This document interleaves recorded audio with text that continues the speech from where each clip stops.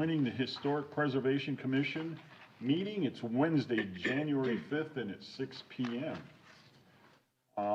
First item is to roll call. Could you please do that for us? Right here? Commissioner Meriwether. Here. Commissioner.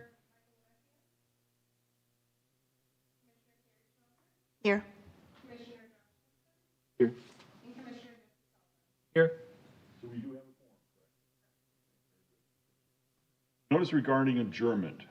The Historic Preservation Commission will not hear new items after 9:30 p.m. unless authorized by a majority vote of the commission members present. Items which have not been heard before 9:30 may be continued to next regular meeting or special meeting date as determined by the commission members. Notice regarding public comments. Every member of the public who is recognized to speak shall address the chairman, and in speaking avoid disrespect to commission, staff, and other members of the meeting.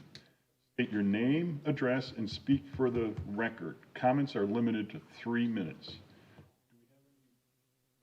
We have no public comments, okay. Adoption of agenda as written. Mr. Chairman, if I may, you might amend the agenda, make a motion to amend the agenda, or adopt the agenda without the October 6th minutes on it.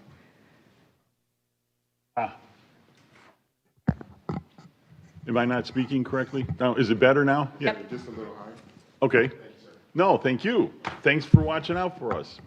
He sits in the back room and he's making sure that we're being recorded and done, so thank you so much for your help. So therefore, the adoption of an agenda needs to be changed because we do not have a quorum for the October 6 meetings, So therefore, we need to eliminate that from our... Can I make the motion to adopt the agenda as written with the exception of the minutes from October 6th, 2021? I second that. Any discussions? All in favor, aye? Aye. Aye. Any opposed? Adoption of minutes. Adoption of minutes for the December 1st meeting. Been through them, and can I get a motion on that? Yeah, I'd like to make a motion for adoption of the December 1st, 2021 minutes. Second. You have a second? Is there any discussion? All in favor, aye? Aye. Aye. Adoption of minutes for the December 1st meeting. As stated, we don't have any public comments, correct? So now we're on to old business matters. Today is kind of a packed day, just so everyone is aware. We do have 2 old business, and then we also have 8 new business items for today. So we're looking forward to a very interesting meeting. Hello. Hi, Bruce. How are you? I'm fantastic. Hope you are. And if you could just say who you are, that would be great. I'm Barry Bryant with BFL Builders. Thank you. Howard Feldman, BFL Builders. Welcome. Good evening, Commissioners. For the first item on our agenda tonight, we have a Certificate of Appropriateness to allow the construction of a new 1.5-story single-family building of approximately 2,113 square feet. It also has a carriage house of approximately 632 square feet. It is proposed to be located at 25 Meriwether Court, which is Lot 6 in the Landen Oaks Development. It is located in the Old Town Bluffton Historic District and Zone Neighborhood General, which is that orange district I'll show you on the map in just 1 minute. The application was tabled at the December 1st meeting, which was our previous meeting, because the HPC requested the applicant address the items in the staff findings found in the staff report. Specifically, the HPC noted that the building's roof line should be revised as the structure was too similar to the neighboring properties. So again, we have this item before us tonight. It is this one that is highlighted in blue here, located well within the orange neighborhood general HD zoning district. You all have seen this, so I'm going to flip through it a little bit quickly, but slow me down or stop me if you have any questions on what we are looking at here. The existing conditions are exactly the same as they were exactly a month ago. It may have rained twice. Here is the property. And then your site plan. So this is the December site plan. I've labeled at the top what was the December items versus the January. So I'm going to flip through the December fairly quickly, and we'll go backwards because the applicant did provide a side-by-side comparison, which was quite helpful. Thank you, gentlemen.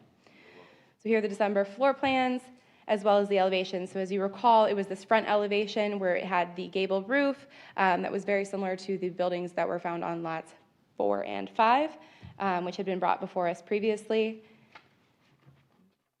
And then the carriage house. Details. So this is what was resubmitted before you. So you have the front elevation, which it may not be quite to scale here because it is just a screenshot of it. However, you have got the roof line, which was turned to a hip. You can see it better on the side elevation here, but it will be flat across the front now with this second story window in a partial dormer at the top. And then the front porch has also been changed to that shed roof, or hipped roof right here. And then this is showing the difference between lots 5 and 6. So this is what was approved on lot 5 versus what's approved on lot 6. So you'll see that the roof line has changed there. There's been a little dormer put up here to go along with the change in the roof line. So you've got,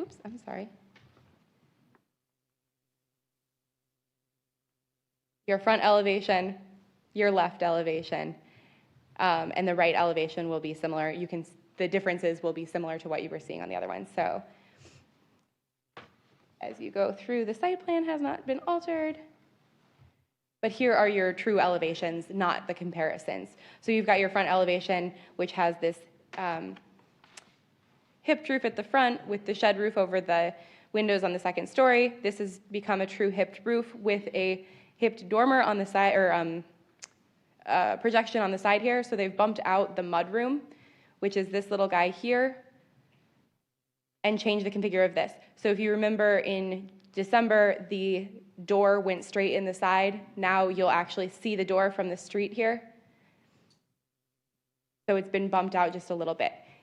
The way that they have done it, it does not change the square footage calculations. It's just been reconfigured a little bit in order to accommodate that. And then here is your rear and your left elevation.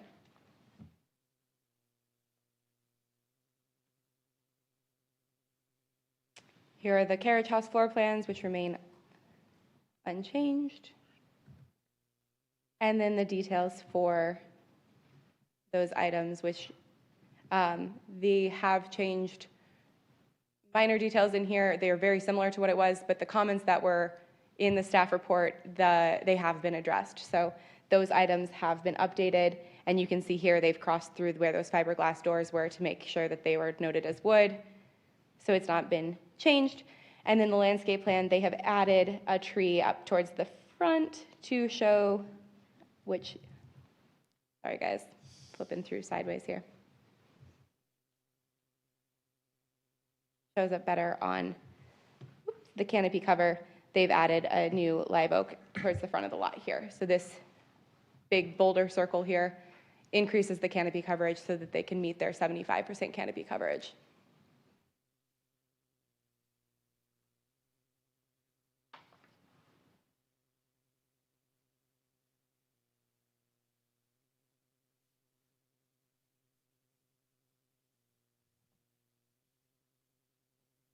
We have the applicant here tonight to answer any questions that you have, but as the HPC, you are authorized to approve the application as submitted by the applicant, approve the application with conditions, or deny the application as submitted by the applicant after reviewing those criteria found in section 318.3 of our Unified Development Ordinance.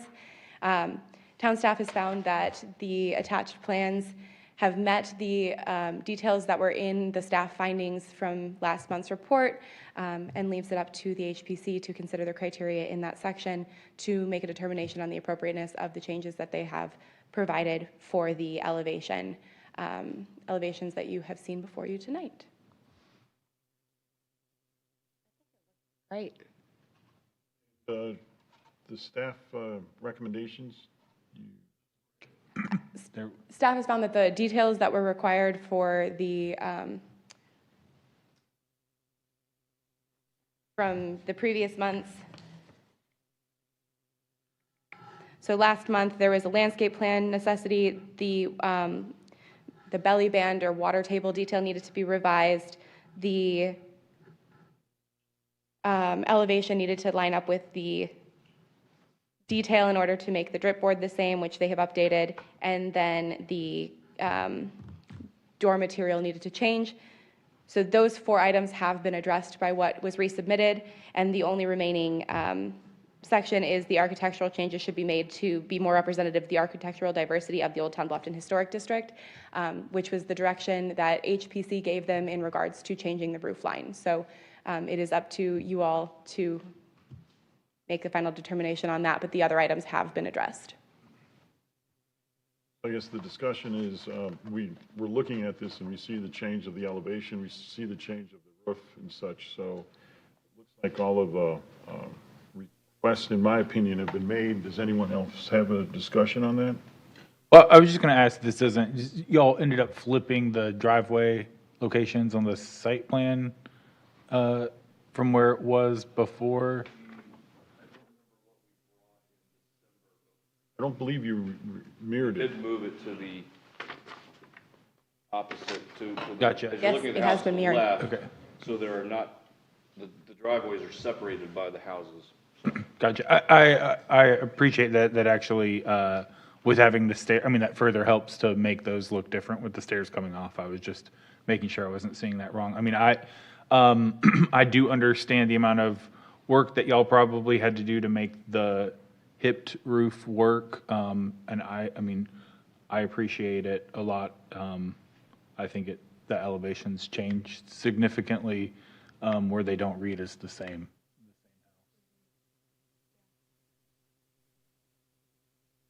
That being said, and I know that, I'm just going to ask this question, I don't have any privy to this, but I'd still ask the question about color, just making sure that.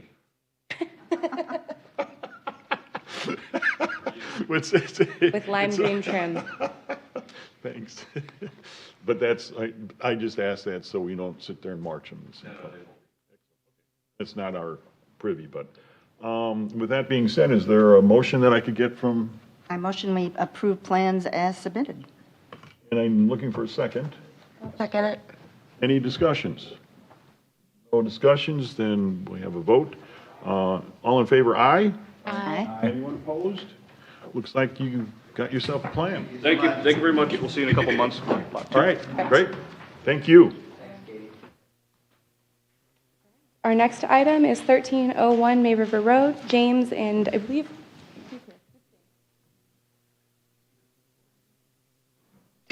that's sad. Bear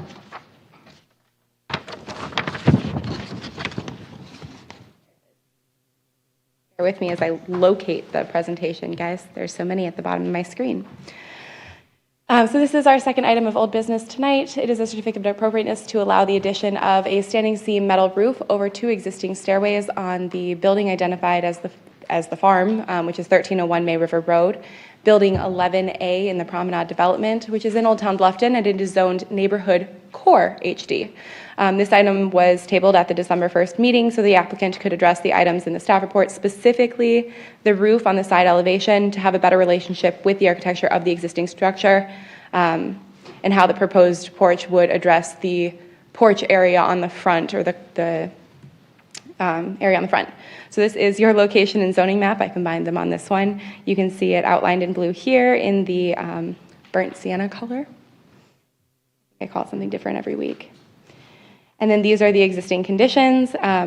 This is the existing condition from Google, but this is the existing conditions from last month.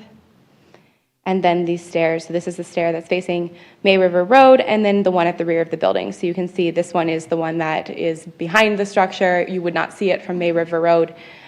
You'd see it from the parking lot area. And then these are what you look at going almost this perspective here as you walk down May River Road. So this is the December site plan. As you can see again, here's May River Road on the right side of the plan here, May River Road on the right, with your site plan on the survey, and then the site plan shown with highlights here.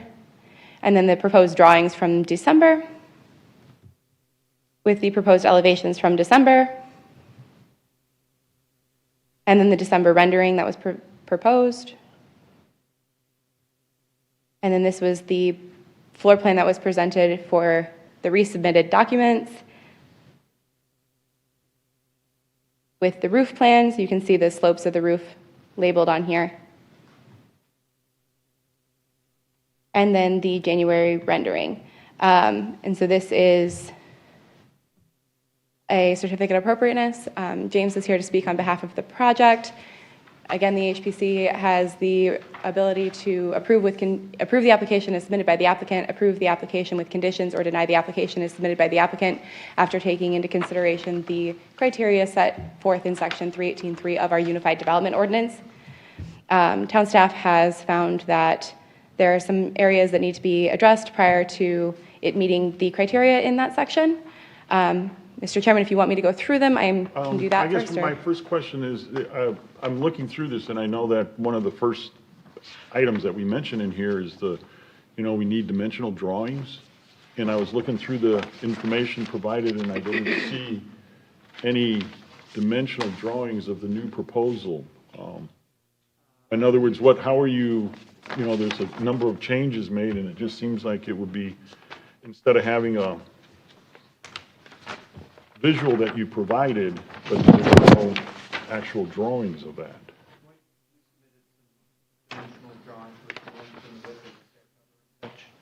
But the makeup of the design of the dimensioning, I'm looking Yeah, at I this- think, I understand sending this back. I think what Bruce and I do agree with him, like typically, we're getting, which we get a little bit more information, but we're getting like wall sections, and it's hard to determine, like these older drawings, actually, it's a little more clear what's going on with the posts and essentially we just have those two plan graphics and that one perspective, which is helpful, but just the actual post called out, and I don't know, it's hard for me. I don't know, can we zoom in on that perspective? Just that one part. I was trying to figure out exactly what was I see going it on. All in the same parts that are there. So the column is the same width as the column. Structure is the same. It's basically just a fabricated steel.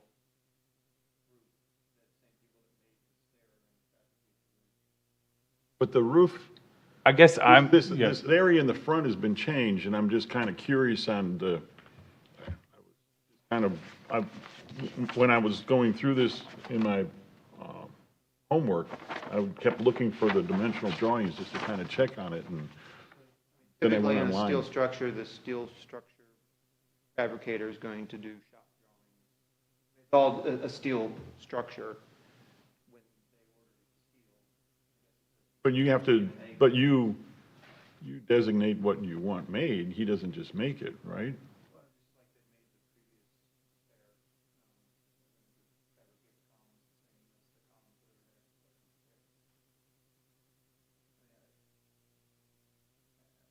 Does anyone else have We provided some plans of the width and the height and everything, but are you looking specifically for like? For me, I didn't follow that much, I guess, the drawing that was going around at the last meeting.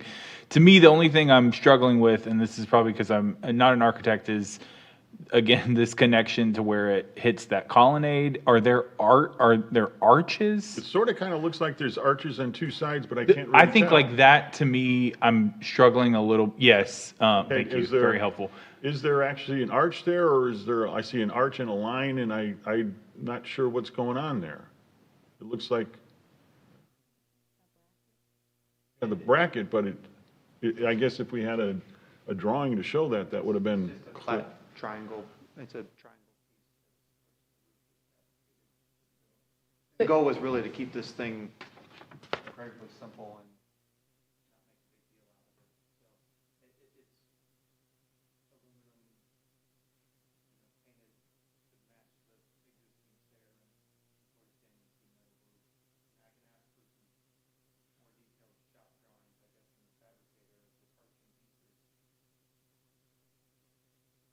talking to Zenos, I think one of the questions last time, because I brought a rendering of the previous design as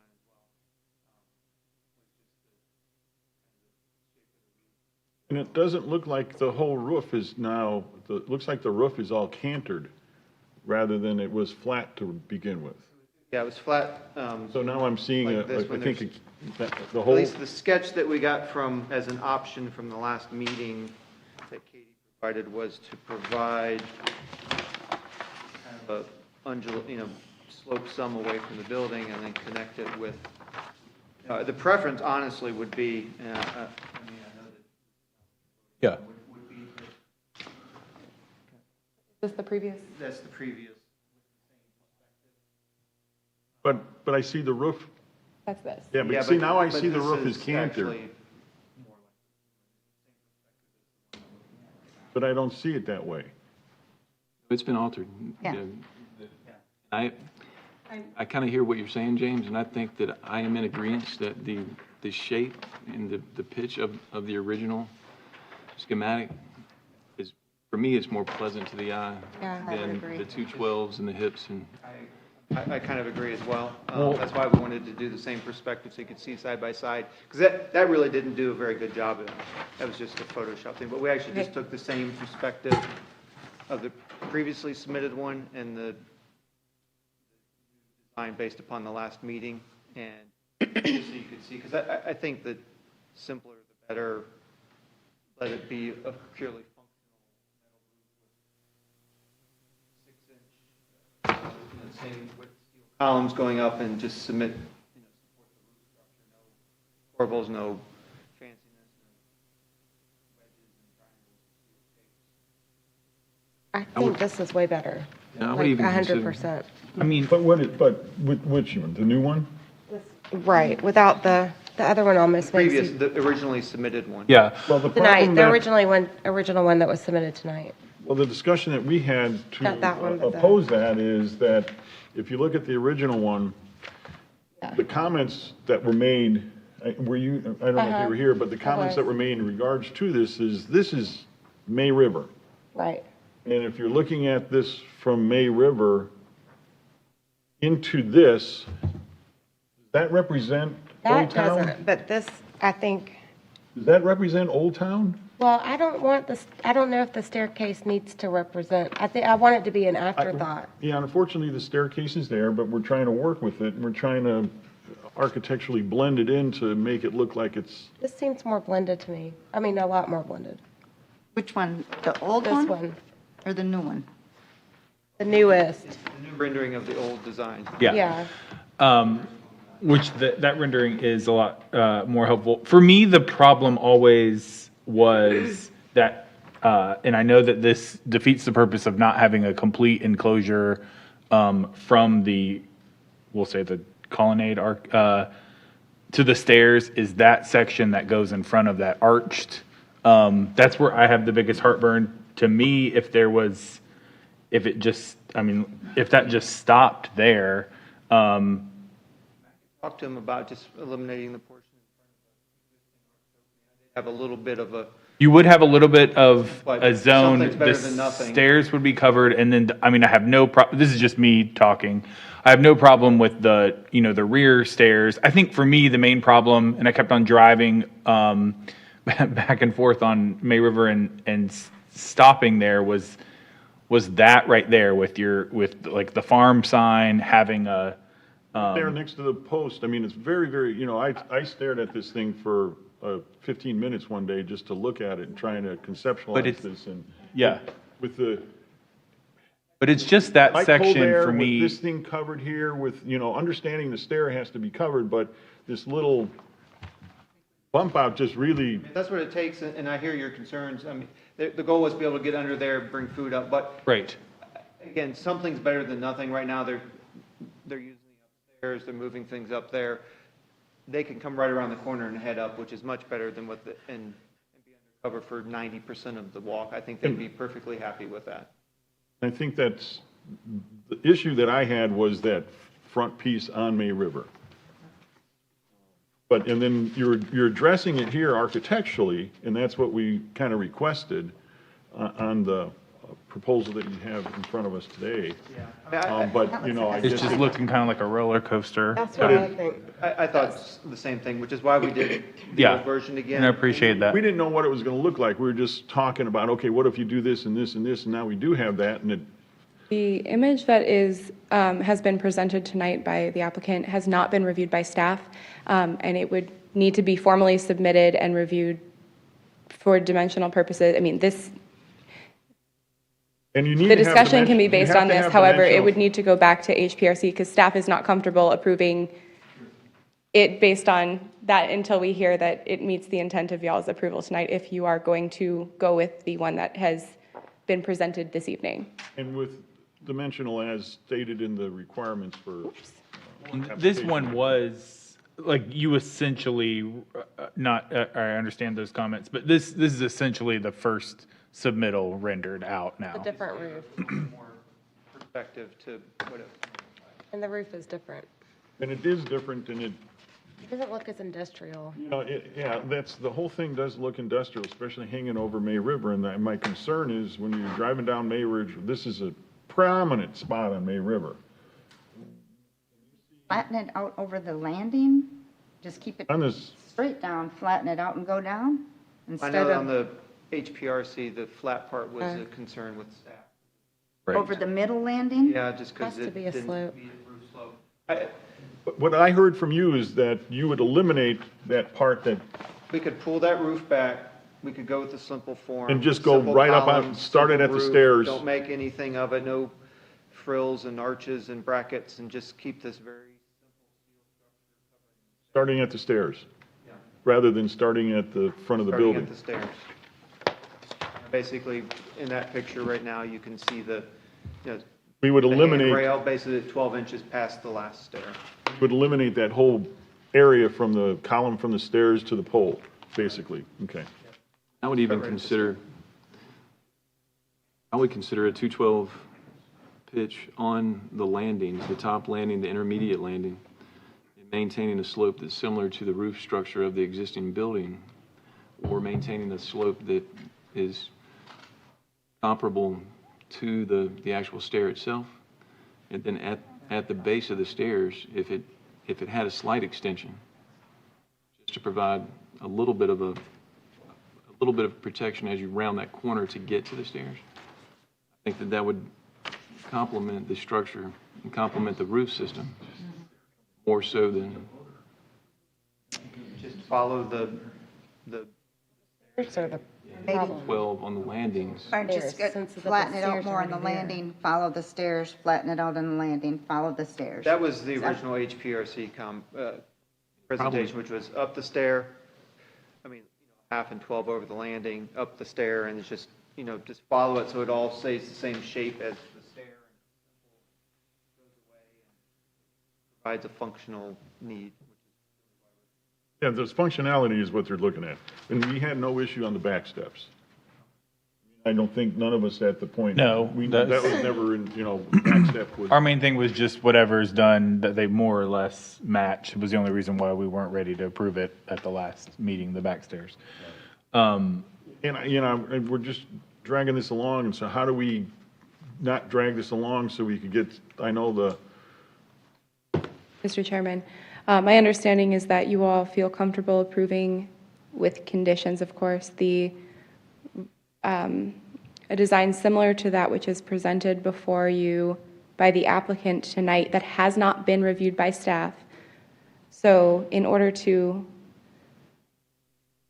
do that gracefully, I believe the best option would be to make your motion so that it is reviewed by HPRC to be approved by staff if it is found at HPRC that it meets the intent of the approval, and then include any items that are necessary from here. Specifically, we do need to address the column size,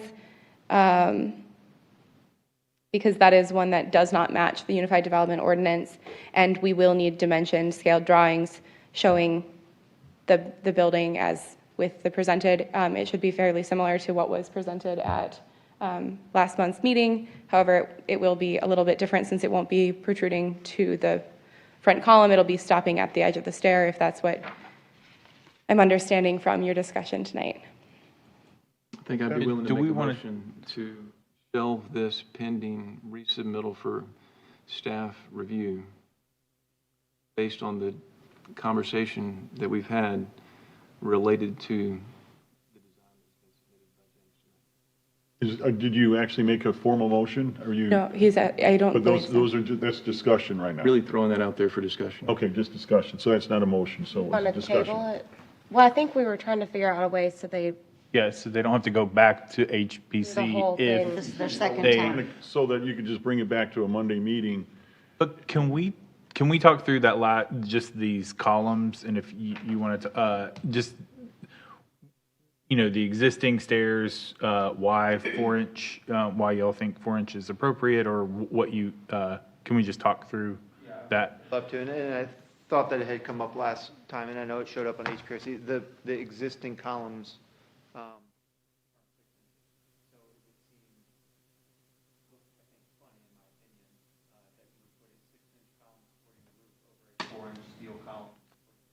I think we discussed that, yeah. Just want that to all be continuous, understanding that it's a unique situation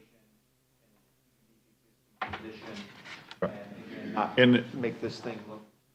and by stating it because it's a unique condition from an existing, using existing as the premise of the reason for that, rather than setting a 4-inch column I would precedent. have made them I- sense, but I believe the discussion that was had last month was because this is a concrete block building covered in stucco. It is a masonry building rather than a wood-framed building.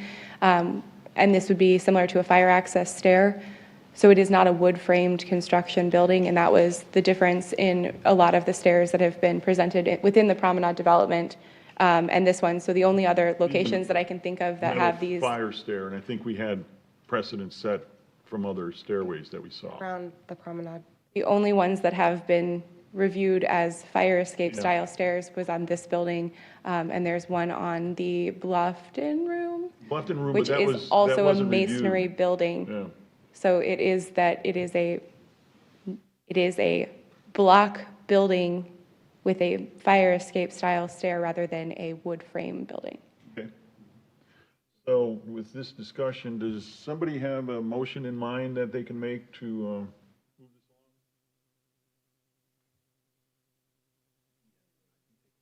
About it. Okay. I would, if I was making a motion, it's approval with the following conditions to go through, HPRC, and then staff could be away. HPRC and then staff, correct? It is Right. up to you, because HPRC cannot make a decision, like, they are not a decision-making board. So it would have to be staff approval based on HPRC's recommendation, if you decide to go that route. Rather than coming to the full body. You can also decide that if you'd like. But then that would put it off for another month, so. Based on your comfort level. Trying to do the HPRC method. Yeah, I feel comfortable, Or does everybody feel comfortable with that? I if do. everyone, Path that we're moving towards with that design, for sure. Okay. I would like to make a motion to, I guess to, is it approval of? Approve with conditions. Approve with conditions that the applicant essentially go back to the December 1st submittal, except changing the portion that extends in front of the colonnade so that it essentially stops at the stairs and goes, and for that to come before the HBRC so that board can make recommendations for staff approval. Let's see. and provide, let's see, staff conditions 1 and 2, and then I guess this is a determination.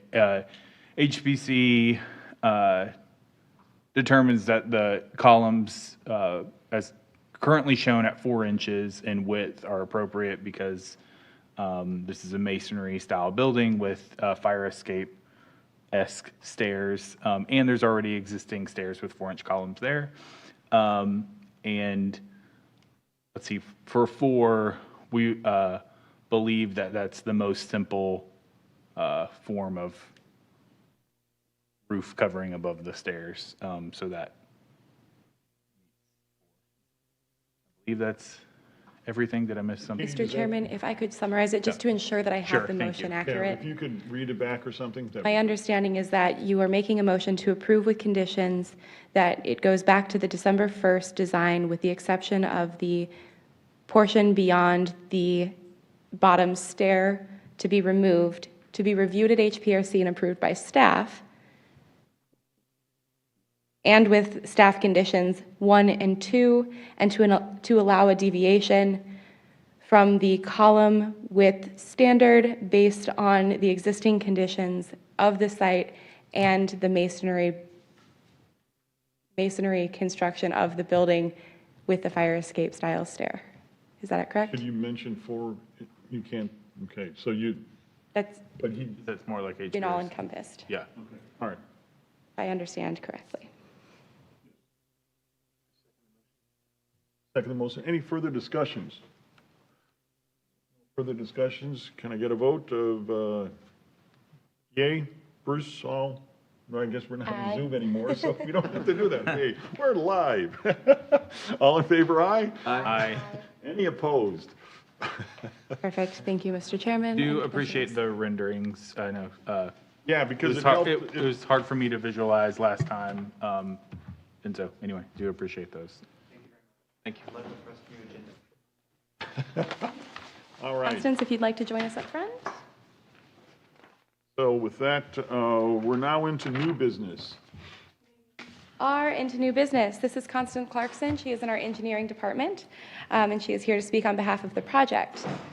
The project we have before us tonight is a public project to renovate the May River Road Pocket Park to include grassing and minor landscaping, site furniture, and lighting within the pocket park that already exists in front of the stock farm development in the Old Town Bluffton Historic District. It is zoned Neighborhood General HD, which is that orange zoning district. So the pocket park you can see is highlighted here. It is in front of the lots that are on Guilford Place in the orange zoning district, which is that Neighborhood General we have seen before us once already tonight. The existing conditions are pretty much landscaping, and the intent behind the project is to make that a little bit more of an active space. So the areas that are highlighted in blue are the changes that are being proposed. My original agenda language said that it was including a irrigation well and control. That's not to be included in this. That's part of something that has already taken place, and I just included that language on accident in that thing. So the areas that are in blue, they will be working a little bit of the grading just to re-landscape this area, adding a sidewalk that runs throughout and a couple benches. And as this is a public project, instead of an approval, tonight you are going to be recommending approval to the UDO administrator, or approval with conditions or recommending denial of the application based on the criteria found in section 318 of the Unified Development Ordinance. Staff took a look at the proposed plans and has found that it does in fact meet the requirements for the materials and the plantings found in our Unified Development Ordinance, and recommends that you all recommend, if that's not round, approval to that UDO administrator. Again, Constance is here to answer any questions that you have. Here is the very small plan that we have before us tonight. It's mostly maintenance rather than a total overhaul, but because it is a public project, it comes before Maintenance and you. adding sidewalks so that there's continuity from neighborhood sidewalk into the May River side. That's correct, sir. Glad to see that. I live in Stock Farm. Hope you enjoy it when it's Well, finished. it's a grand opportunity for more parks and more open space, so I think it's great. We just have to come up with a name for it now.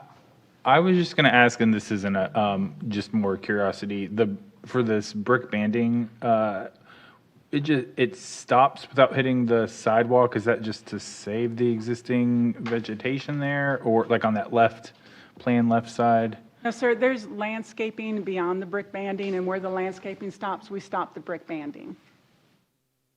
Gotcha. So you're, It's to maintain consistency of the landscape aesthetics. Are you looking, where are you looking at? I'm Here? just the saying, far so left.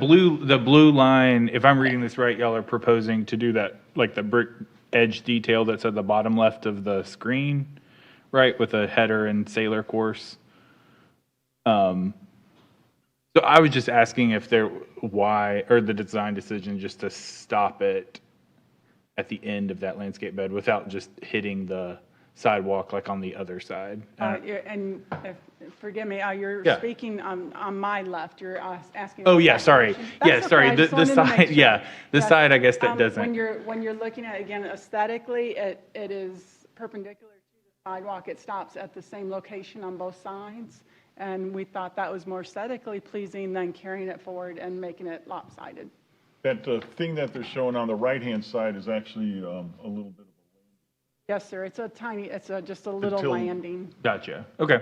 a place for the benches and perhaps a table that they will match the existing site furnishings in May River Road. benches in the middle of the sidewalk, because hopefully that sidewalk will be used to enter into the area, so you're going to put benches there? Not in the middle of the sidewalks, they're on that little landing. I know that landing will be on the sidewalk, though.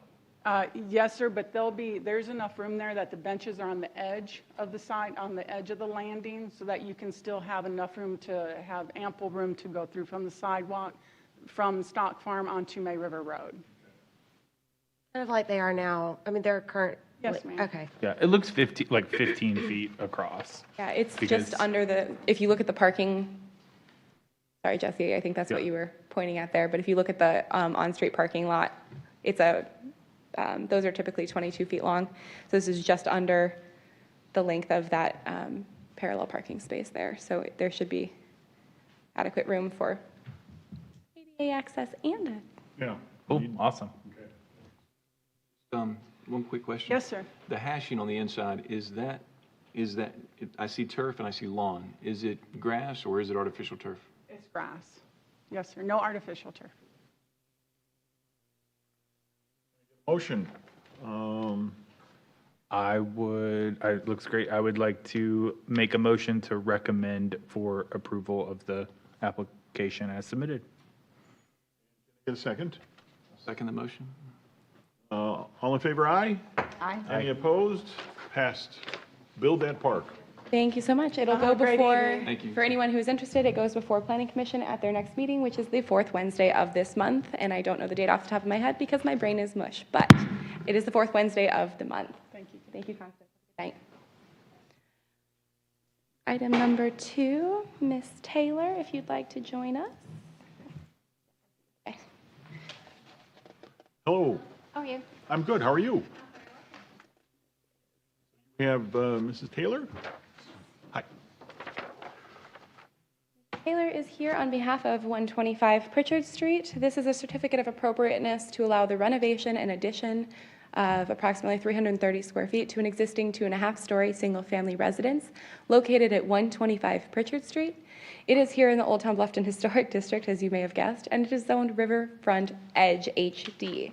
So this structure is located right here. We are sitting about where it says attachment 1 at the top right now, and it is accessed by a very small portion of a ghost road that is at the end of Pritchard Street. So that Pritchard Street Pocket Park is about where my mouse is. So you have probably never seen this home before, unless you happen to be back there, Snooping around, back at one of the trespassing. neighbor's structures. You can see it's here in this tan area, so the neighboring property on the east is actually in Beaufort County unincorporated, and the neighboring property on the other side is within that neighborhood, Riverfront Edge HD zoning district. Right on the edge. I didn't realize that. right on the edge. So these are the existing conditions of the house. The applicant provided amazing photographs for me, so I did not have to work very hard at getting the existing conditions, so thank you so much for that, Ms. Taylor. This is the entry level, which this is actually, entry is rear, because the rear elevation faces the river, which the rear elevation is actually the front elevation, but it is the rear of the house because this house was built before the Unified Development Ordinance dictated that that was the case. However, that does work to its favor because they are both grand entrances. So entry elevation and rear elevation, which faces the river. Here's the view of the residence from the river, which is why I say you may never have seen it before. You can see a little bit of white tucked up there. That's the structure. So this is the site plan. The areas that are being affected are these red areas here that you can see. That's on the floor plan. There is a little bit of change that's happening over here as well. So this is the foundation plan. New, oh, I got extra slide in here. Oh, just one, okay. Sorry, guys. And then this is the ground floor demo. You will be able to see this a little bit more clearly when I pull up the elevation, so I'm flipping through these quickly, but I will go backwards. So here's the proposed ground floor, which is that garage area that you saw a little bit of on the entry elevation. Here's the main floor demo. So this is the area that is being affected up in this corner. And then there's a couple windows on this side. With the new infill that's going to be in, so it's about 2 bays of the porch that will be infilled. And then the top floor, this is technically in a half story above the second, but the second is the primary floor of living because it is a raised structure. You'll see that again in a moment. So this is that top floor that has been enclosed on that porch. So this is the front elevation, which is actually the entry level, the rear of the house, but it is the front of the house here. So here are your garage doors. This is the garage bay that's going to be converted into space. And you can see that here. So here's your garage door, which will be converted into a window to match the other side here. This is the right elevation. And so you can see on this elevation, they are going to be taking away siding to put in a window here. You can see the new at the bottom here. And then that is the same here. You're adding the window there. And then this is the side elevation where they're infilling that porch. So you can see the porch on the second and third, but really first and second floors because it's just the raised. So here's the infill where you can see it was open porches. And on the left elevation, they're taking away some siding to put in windows, which are consistent with the window that exists there. And then what you are seeing here is way far back. So it is most of the porch, 2/3 of the porch is still going to be that open porch. So you're looking at the railing like it exists currently, and that door with the 2 side lights, which are full-size side lights, are being proposed all the way at the back where you saw it on the floor plan. I'll show you again there. So that last picture was standing over here, looking all the way down this porch with those doors being right here. The door, singular, I guess.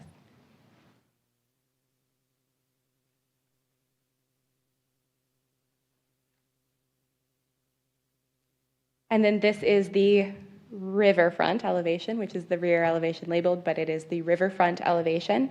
So you can see this is a open porch currently. So you can see here's the open porch, the picture of it, that is going to be enclosed to have windows along the whole front here. And then you can see the porch infill again here. It is going from the open porch to filling in the 2 bays with windows that are consistent with the windows on this structure. So that is this area here. And then you can see again that porch up here. Did a lot of cut and paste here, so her drawings were beautiful and labeled with actual page numbers. I've cut and pasted them all together to make it hopefully easy to understand. These are the wall sections through the stairs and the living area, as well as the other direction. And then the roof plan and the wall section here. The roof plan is not changing. And then the wall section here, you just can see the water table, which is on the structure. And your columns, and then the window detail here. So the window detail, I'm going to let Ms. Taylor speak to it a little bit. There are photos of it. The house itself was not built to the plans that existed, but what was built is actually better than what was on the plans in comparison to our code. So it actually worked in our favor that they have done this. But here's an example of the window in the stucco for the ground floor. This is what is existing on the right side of the door. And then what is proposed on the left side of the door will look like this. And then here's an example of the windows with the window sill framing. Basically all going to match. Correct. Everything is Everything's going to match. consistent. Perfect. That was the plan. Ms. Taylor is here to answer any questions that you have on this application. And as the HPC, you are to consider the 8 review criteria found in section 318.3 of the Unified Development Ordinance and have the authorization to approve the application as submitted by the applicant, approve the application with conditions, or deny the application as submitted by the applicant. And town staff has found that the only item that needs to be addressed is that the finished floor height for a residential structure is supposed to be 3 feet. This one has a first floor that is technically on ground level because it does have living space there, even though it's a raised structure. And so it is less than that 3 feet, but it is an existing structure, and it is an infill of the garage. So a determination must be made on that, however, that's also fine. You're looking at a motion that would allow the difference with the 3 feet average because of the UDO requirements, but because it's existing, we've set precedent on that, so it should be a pretty easy motion. Do we have any discussion first, Mr. Chairman? No, do you have any, yeah, I mean, I guess, yeah, we reviewed this at HPRC, so I guess maybe shame on me for, you know, That's going fine. through real quickly. But Just if anyone does have any questions, I mean, I think one of the keys is garage doors and putting the window in. The owners didn't want to have to leave the garage, go back outside, go upstairs to go back inside. So the best way to do that was to take over the third bay of the garage, which they weren't going to be using since they only have 2 cars now. So that's what we decided to do. put the stairway on the Yes, we inside. put this in an interior stair in, and a sort of a little mud room, but made sure that everything matched. So to be able to take double hung windows and put them in place of where the garage door would have been. Very nice understanding of this through drawing, so thank you.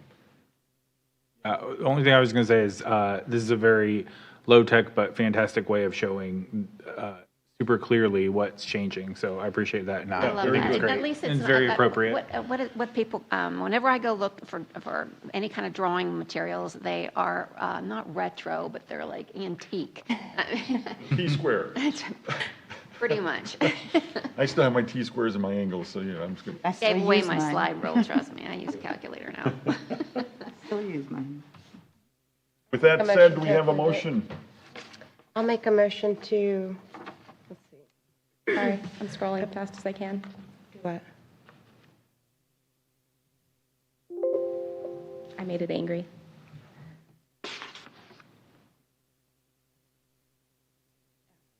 I make a motion that we approve the application as submitted by the applicant with allowing a deviation from the standard floor height to match the existing floor height. Can I get a second? Any discussions? All in favor, aye? Aye. Any opposed? It passes per the motion. So thank you. And again, thank you for such good information so we have a good understanding of it. I will follow up with Nice and you clear. in the next Yeah, couple very. days. That was probably the easiest one we've ever had. Let's see, All right, we and- have Yes, number 3. Number 3 is, let's see, I believe it's Web Construction and It is. Bill. Would you step to the podium or step to the table, please?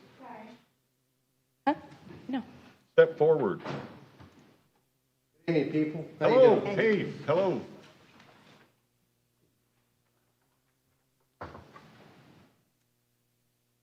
Better at finding them. The number is dwindling. Here we go. So tonight before us, we have a Certificate of Appropriateness application to allow the construction of a new 1.5-story structure of approximately 1,714 square feet to be located at 55 Stock Farm Road, which is in the Old Town Bluffton Historic District, as you may have guessed, and it is also zoned Riverfront Edge HD. This parcel is located right here, surrounded in blue. And you can see on the zoning map, it is here in the tan riverfront edge. This parcel is a little bit interesting because it was subdivided out of a parcel that is actually adjacent to the river. So the setbacks on this are a little wonky. There is a front build to that is required to be equal to or greater than 150 feet from the OCRM line, which would be the front here. And then all of the other ones are side elevations because there is a street here and it does not front it. So there's the way that this parcel is oriented is a little bit funky. So it does meet the setbacks, which I will show you in just a moment because I know you all take a look at that and say, hey, it's not pushed up towards the road, but that's the rear of the property. And so these are the existing conditions of the site as of today. And then this is your site plan. So the river is located this direction with the cove kind of tucking up through here. So here is Stock Farm Road, and this is beyond the point where it turns to gravel. So it is not in the Stock Farm development planned area. It is beyond that. It is Old Stock Farm. And then this is just zoomed in because I know Jesse wanted to read the plant schedule really badly. So I have zoomed in on that for you tonight. Appreciate Jesse's input too. We do. So this is, you can see the drive coming through here. And then there is a location for a future carriage house that is not being reviewed tonight. You've got the porch on the front that wraps the side, as well as that addition I spoke to in the staff report that has a small rear porch to it as well. And you'll see that a little bit better on your site plan or floor plans that I'm getting ready to show you. But here is your canopy coverage calculations, as well as the grading plan, which will be reviewed more closely by our watershed department when it comes in for building permit, but it has been provided for us. The floor plans are located here, so you've got the front or the Stock Farm Road side of the structure is here. So this is that porch that starting here becomes screened along the side. And here's the small porch that I spoke to on the back of the structure with the 1-story wrapping around the 2-story mass. Here's the 2nd-story mass. And you can see that here. So this screen porch starts at the front plane of the building. So this is 4 bays of front porch that then turns into screen behind the front plane of the building. And then this is the side elevation, so you can see that really here. You're looking at the 4 bays right here. This is the rear of the structure, which has on the other side the small rear porch, or I guess large stoop or small porch towards the back of the structure. And then this is the location of the service yard, highlighted in blue here. And when it was scanned in, the lines got a little choppy, so I apologize about that. However, it was reviewed against the paper plans, and the scanned drawings are the same as those, only with a little bit of line issue going on. And then this is the area that faces the cove. So this is, it faces the cove, however, it does not face the cove. It faces another parcel that also faces the cove. So he can see the cove through the trees, but it is not on the water there. It can have the architecture that doesn't front the cove is the point there. We have the sections through the house as well as the window detail and the details that were requested specifically at HPRC are highlighted here in blue. And then a lot of these are internal sections. However, this one here is the section through the front porch showing the railings. And then this is the service yard detail. That's on me. I scanned that in all by myself, guys. However, it is 6 feet in height, 7 feet across, and then 4 feet deep. So it is made out of the wood material here, and it's a fairly simple design. And then this is the chimney cap detail, just to specify what that will look like. Here are additional details, including the mahogany doors on the exterior, which has changed from the conceptual. And we have Brian here, as well as Bill McCracken, to speak on behalf of the project, so the applicant and the owner here tonight. As the HPC, you are authorized to approve with conditions, or deny the application as submitted by the applicant based on the criteria found in section 318.3 of the Unified Development Ordinance. And town staff found that as there are some trees that are larger than 14 inches in diameter at breast height, it does need to have a tree removal permit. That was submitted today, but because there are some trees that are substantial, it does have to go to the Development Review Committee. However, the trees have been scouted in the field by staff already and noted that the location of them, staff has no issue with it, so it is proposed to be approved by the Development Review Committee, so long as there are no additional comments provided to it based on the conditions of the trees in the field upon a site inspection. So, Can it be coverage take into account the trees being removed? yes, ma'am. There's a huge canopy cover on this, I mean, huge amount. Yeah, and that's the trees that, existed, because we did look at them. There's a few that are in the driveway area and right at the front here, but upon site inspection, they were not trees that will survive whether there's a building put there or not. So that should be noted. However, in case there are additional comments, I ask that the motion does still include that tree removal permit requirement, because any conditions set on that tree removal permit by a DRC will need to be met. I got a quick question. On the front elevation, you've got the window is centered on the gable, but is it just the drawing, or is the window below it centered or off-centered? So you're asking about, is this window centered over this window? If they stack or not? Yes. I mean, I can't, if we can look at the floor plan and zoom in, we can add them up and see if it, May not be, but exteriorly, yeah, exteriorly architecturally, would be kind of, it's just something that, all right, so we got, then it wouldn't meet downstairs within between the columns. Upstairs, it would be, it should be 9 feet to the center of that center window. Looks like it is carried with the elevation. That's what I'm. 679. Yeah. So this is 9 here, and then from here is 5, 6, and 3, 10, which means no. Overall, About it's 4 inches. 18, so. I'm sorry. The overall is 18, so I think it is 9 to center, both on the first floor and the second floor. Yeah. That's just something that bugs me. Might have been the scan. I think Understand. so this is 310 and this is 211 though. So the center of this here is not the center of this here. So it's off by 2. So it's not quite centered.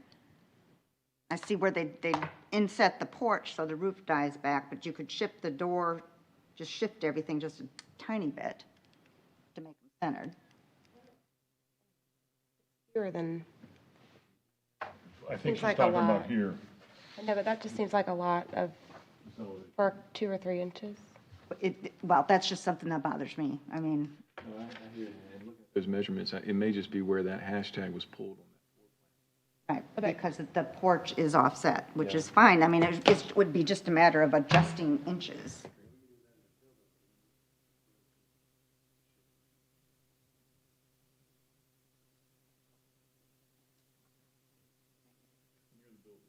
It's going to be 8 inches off, At 8? right?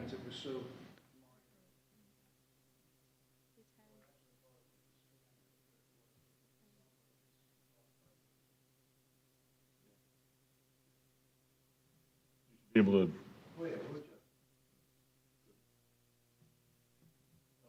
Any discussions, and if not, can I get a motion?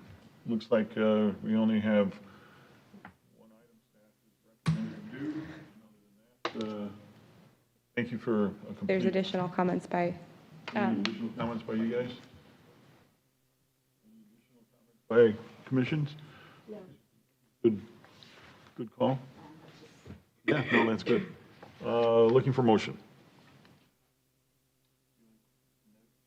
Yeah. The request to stack those. I make the motion to approve as submitted with the exception of stacking the two center windows by adjusting just the minor inches and staff review. yes, I'm sorry, the computer is frozen, but the condition was about the tree permit. Right, and the condition that they get the tree permit as requested by staff. Good. Can I get a second? Second. Any further discussion? All in favor? Aye? Aye. Any opposed? No opposed. Looks like you're building a house. Thank you very much. Have a good night. I will follow up with you all in the next couple days. I can't promise all my approval letters will be written tomorrow. Have a good evening. Ling, now it's your turn if you'd like to join us. Hello. Good evening. Good evening.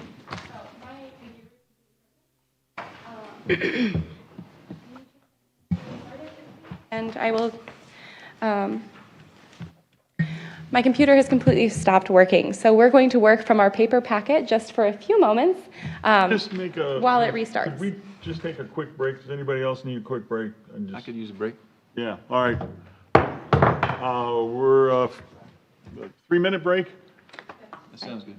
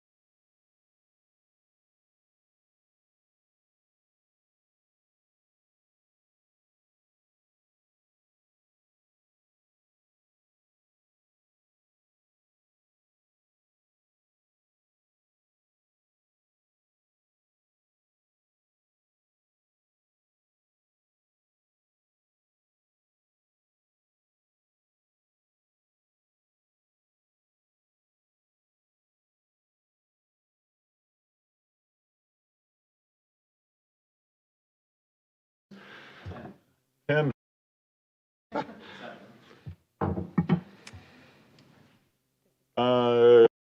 Resumes. Perfect. Thank you all for your patience. HPC. Thank you. Thank you, Bruce.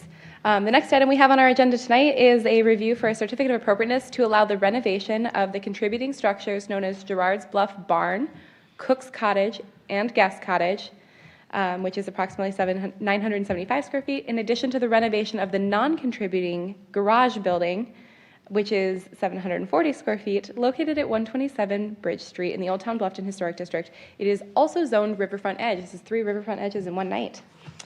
So there are 4 structures that have work proposed on them. 3 of the 4 are contributing structures to our historic district. The property we are discussing is located right here. So this is where the Bridge Street turns into gravel, so it is just beyond the edge of pavement here.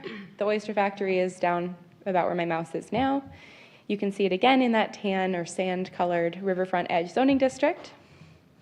And then this is a site plan. Because this parcel is so long, in order to be able to see it all, this is the full site plan. Bridge Street is on the right side here, and then the river is on your left here. The garage, which is the non-contributing structures, located here, with the barn, Cook's Cottage, and Guest Cottage, and then the primary structure. We have seen this site before. The main house is currently under renovation. A lot of work is being done on that, and it was heard about a year and a half, 2 years ago. And so, on the zoomed-in site plan, you can see the barn, Cook's Cottage, and Guest House with the non-contributing structure off the screen here, just a little bit to your right.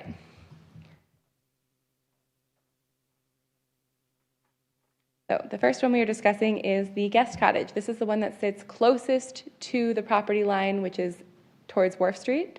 So this is, or towards the Oyster Factory Park, I guess. This is the Guest Cottage, and this is the rear, which is the section that faces towards Bridge Street. And just as a reminder, this parcel is long, so when I say it is facing towards something, that doesn't mean that it is visible from there necessarily, but that is the side that is closest to that point. So this is the left side, which is facing the driveway, so internal to the lot. And then this is the front, which is facing May River. And then this is the right side. This structure is sitting almost exactly on the property line. It is a non-conforming structure. So you can see that little picket fence that is located in the trees there. I'm actually standing on the neighbor's parcel when I took this photo. So this structure is sitting right on that property line. What is being proposed for this structure is new siding.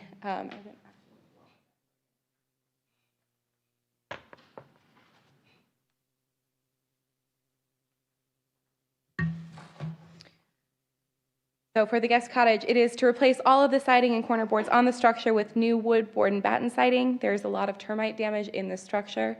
And then repair the roof as needed. Most of the roof will remain.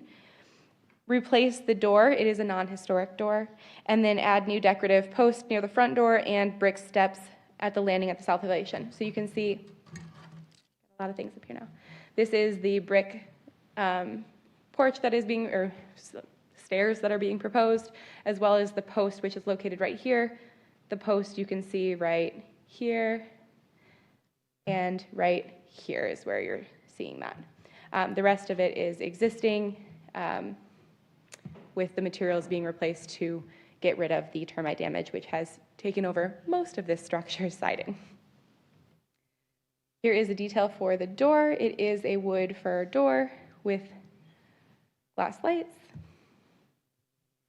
So that is the Guest Cottage. Before we move on to the next structure, do you have any questions on the Guest Cottage, or at least the scope of work? I appreciate you going, because there's 3 buildings that we're reviewing, so we're 4 buildings, I'm sorry. So we're complete with the Guest Cottage at this point. Good. Any questions, comments, concerns at this point? We can always go back a little bit, but just, okay. So the Cook's Cottage, this is another contributing structure. This one is going to have wood repair where it is possible and replace in some areas where it has been deteriorated beyond repair. There are photos showing the locations of this replacement, which will come. They're going to clean and repair the existing windows and then replace the front steps. So the front steps you can kind of see here. I've lost little toys up here, sorry guys. Curiosity Are right on- there. Curiosity on this is the chimney. This has some settling, but we're just going to. Short up. Okay.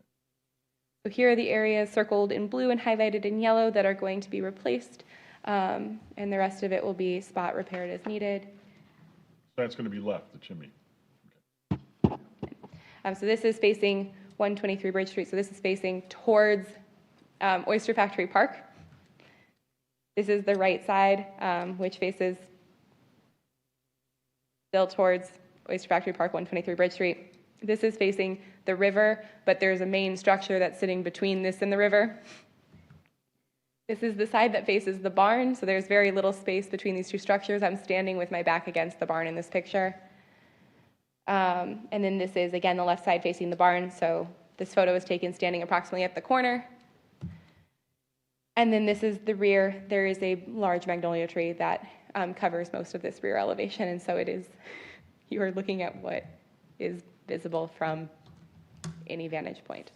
So the materials are being replaced in the area circled in blue to replace the damage, replacing the steps at the front here, a little bit in the soffit there, and the siding on this elevation as well. Do you have any questions on what is being proposed for the cook's cottage? Okay. The next one is the barn. This is the barn. The barn is proposing to clean the window panes and replace the trim with the same profile. The trim is significantly deteriorated on some of these windows. And you can see that a little bit in the bottom corner here. So you can see the trim has been all eaten up here, but it'll be replaced with the same profile, and then the panes cleaned and replaced as necessary. There are a couple panes I think that have been broken, but for the most part they're still intact there. Replace the roof with new corrugated metal to match existing. Corrugated metal is not a material that's permitted by the UDO. However, it is what is existing on this historic contributing structure, so staff has no issue with that, and has not even added it to the staff recommendations because of that. And then they are going to be repainting it and repairing damaged wood components where possible, match the existing. In addition to that, they are fixing the door on the rear side of this. However, it will not make any change to the appearance of it. It's just that it won't be opened and closed anymore. So that is not a visible change that is being made there. So here is the area that needs to be replaced, circled in blue, along with that metal roofing that has seen better days. A lot better days. And then this is the side elevation. So this is the largest area that is going to be replaced with wood siding. Then you can see some of these will be replaced in here to get rid of the damage that is along there and up here. This is the side that faces 131 Bridge Street. So this is the other side, away from the guest cottage. Is there any foundational problems there? It's all sitting on brick piers. Mainly just stabilizing what's there. And then the section, I did note it in the staff report, but I didn't read it out loud, so I apologize. This section here, which is raised off of grade, is to be removed. That has been added at a later date, and it's just going to go back to sitting on the ground. So it's not the supports, it's just the floor that's been put in there so that something can actually park there instead of just be set up on it. And then here is the side that faces towards Bridge Street. Again, it is set very far back from the road. And the side that still faces Bridge Street. So the first picture is this, the window that the words are on is this window here. is from a different angle. And that is all I have for the garage. Do you have any questions on the garage? Barn door up at the top, I think that's, The hayloft? that one, I think that's, It is proposed to be repainted. We do not regulate paint color, so that is, right. But it's- that's, okay. Lime green. So the last structure that is on this location, this is the garage. The garage is a non-contributing structure. So it is proposed to have the most work done to it, at least the most visible work done to it. They are proposing to add a new gable into the roof line along the side of the existing roof. I'm sorry, this is the structure where they're fixing the garage doors, correct? Yes. So the rear-facing garage doors are proposed to be fixed in place while the front are being replaced in order to be functional there. And then they're replacing the stairs. I have some existing conditions photos that you'll be able to see this a little more, but I like that feature of that rounding on the garage doors. I think that's, yes. And then this is a new door that is being proposed there. So when you see it in actuality, this staircase will be replaced. That door and this door are being proposed for replaced. These are the doors that are proposed to be fixed in place, but they will still remain as doors, just not operable. And then these are the same doors, just from a different angle. This side, which faces Bridge Street, is the side that is proposed to have the most change to it. So this is where that large dormer will go into place, and then these will be true windows. And I'll show you that again now that you've seen the actual picture of the structure. And then these are the doors that are going to propose a shed roof over the garage doors and have these doors, actually, are they staying the same doors? Yeah. So just the little shed roof added there. And this is the material for the door. The one comment that staff had about the door was that the two doors are proposed as fiberglass. It is required to be wood or metal or wood clad or a wood composite material that is reviewed by the UDO administrator to be determined to be an appropriate substitute material. So fiberglass doors are not a permitted material. I'm going to go back to the elevations now that you've seen what that side looks like. So this side is currently fixed shutters. They're proposing the shutters to remain, but to be now operable with the window and the dormer up in the roof line. So that is the scope of work that is being proposed on the garage. Do you have any questions on the scope of work or what's going on? so let us know what's going on. So nice to see. This building is the one that's prominent on the property. And you allowed me last time we talked at HPRC to, I didn't trespass because you said I could go on property. And I did go on property and check it Didn't out. obey the signs, huh? Well, no, you told me I could go, so I did. So. that in And I had that Here in the alive. minutes, so. But, yeah, you did a complete job on what's being done and what's going on, so I thought that was great. So staff has reviewed this against the criteria in section 318.3, which is the same criteria that the HPC considers as they make a determination, and they can either approve with conditions, or deny the application as submitted by the applicant. Staff has found that if the following conditions are in place, then it meets those standards and recommends approval. So the first is that there's a note that says that they are going to clear the existing vegetation in front of a brick wall on the landscape plan. It is within the 100-foot required OCRM river buffer, so additional information would need to be submitted in order to ensure that that is no more than 1/3 of the buffer hand cleared between 2 and 10 feet for no more than 1/3 of the property, or 75 consecutive feet in a row. Not that I have section 5.3.3 memorized. And then the second one is that the proposed doors on the garage need to be wood, metal, or metal clad, or wood composite material that would be brought back before the HPC for their determination, is no wood composite material has yet been approved for an exterior door. And then there is a section on the garage that shows it is plywood in the soffit. I open this up for discussion, as I believe that that is the existing soffit material. I that's don't know being if it's plywood proposed. or solid wood, but But you have an existing situation going on there, and you're trying to match that rather I than think the detail, change it. Correct. Is that what I'm understanding? So again, it's going back to the matching concept, folks, so if Not we, setting a precedent. right.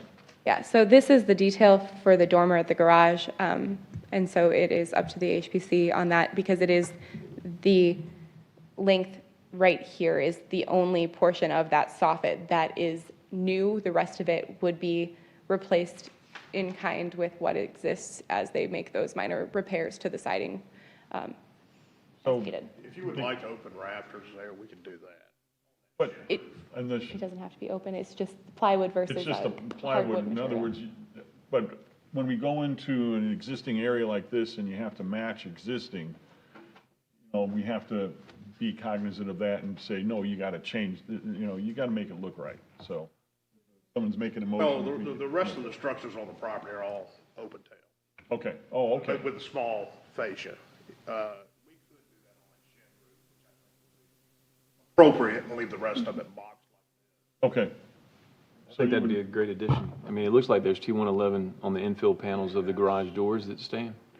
So, it's there, but it would obviously. Well, that is the prominent side of that structure, and it's just not.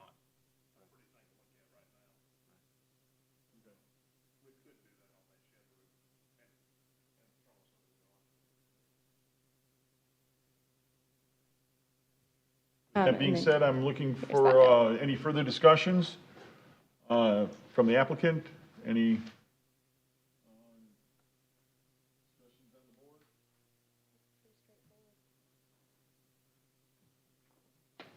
We're good, so therefore I'm looking for a motion, please.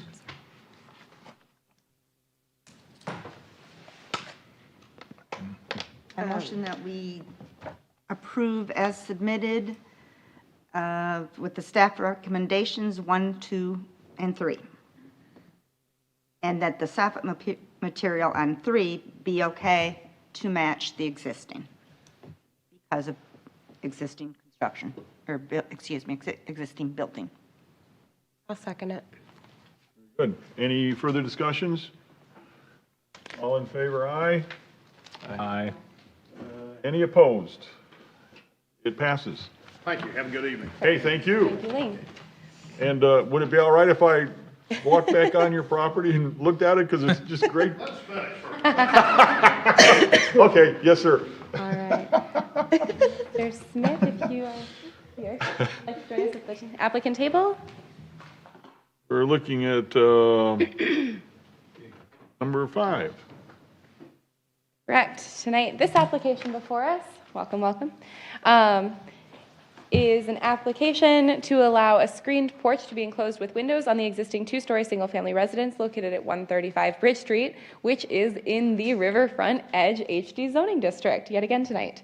I think this is the most I've had in one agenda Yeah, Bridge as I've Street had in again, an boy. entire year previously. So this is just down the street from the application that we just saw. So the one that we just reviewed was this lot right here. So we are 2 lots over. And again, it is in that sand-colored Riverfront Edge zoning district. The existing conditions, we've labeled them here because the way that this porch sits, it wraps a corner of the house. And so the whole thing is on the front elevation of the structure, but the portion of it wraps around, which becomes the rear of the porch, but it So is still part river- of the front porch. Mention it as river, where's the river? The river is in front of this tree here, so the front here. This is the riverside then? Yes. Okay, thank you. The whole thing is going to be river here, but so now the river is this big tree, is the river this direction. So this is the left side here. You can see the right tucks under kind of a staircase with the front here. Oops, wrong way. And then the left tucks back, and then you tuck again. Here's that left continuing to the rear elevation, which is just this one bay here. So it tucks around a corner, basically. And you can see it well on here that these are screens that have the existing structural columns between. It is being proposed to leave those structural columns in place and then to revise the screens to be windows. And to align, because the windows can't be the full size of that and still operable, they've broken it down into several. So there's a picture window with casement windows on either side on the top section of it, and then aligned the bottom with the top in order to carry on the lines and the vertical rhythms that run through the structure. Excuse me. So this is that front elevation, which is the one that faces the May River. The right elevation, which is tucked under that stair. So the staircase kind of runs up here. The left elevation, which is the other long portion of it. And then the back elevation, which is that single bay that faces away from the river.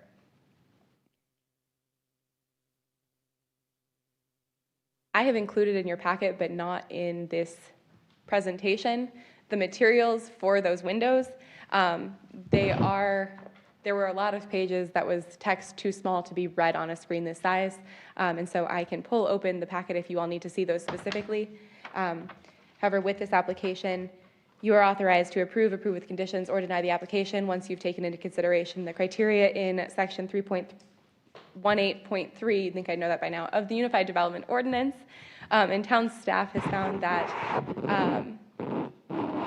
the only item that doesn't specifically meet the letter of the ordinance is that the horizontal windows that are located beneath the vertical windows proposed on the porch are horizontal windows, which is not permitted by right. Could you go back to an elevation and show us? Yes. Because actually, the way you have this written is the windows, let's see. So this area Below, here, yes.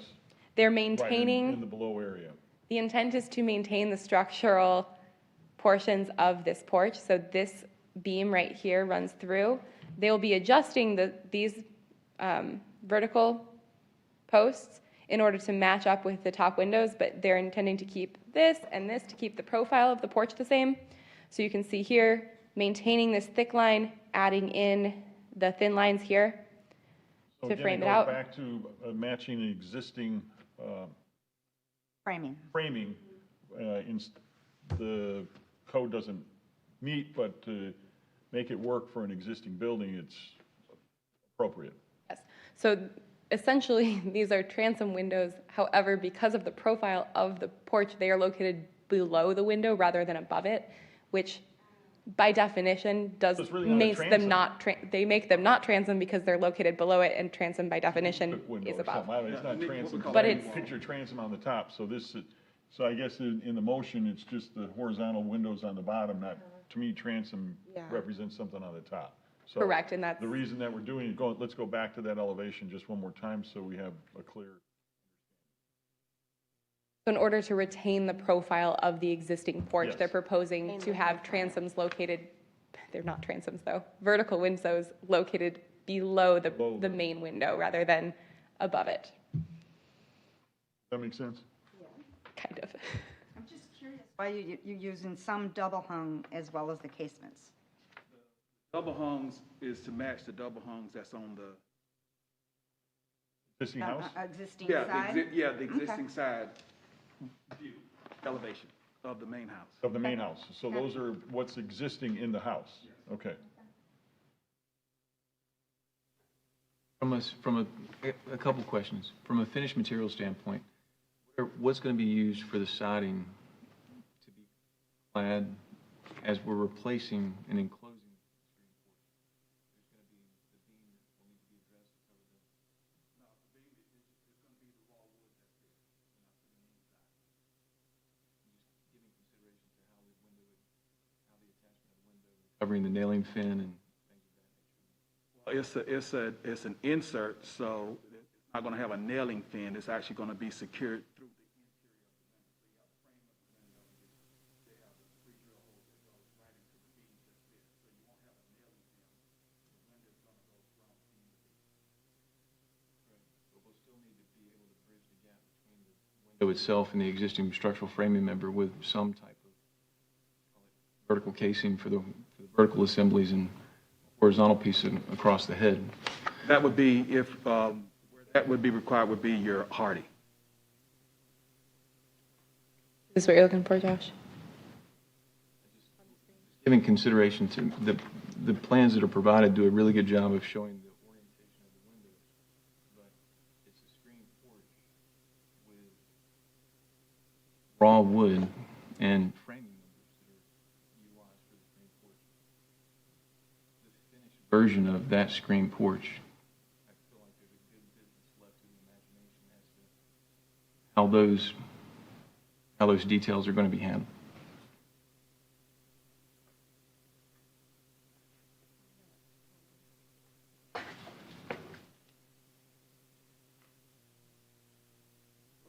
Does that fall into our realm? Yes.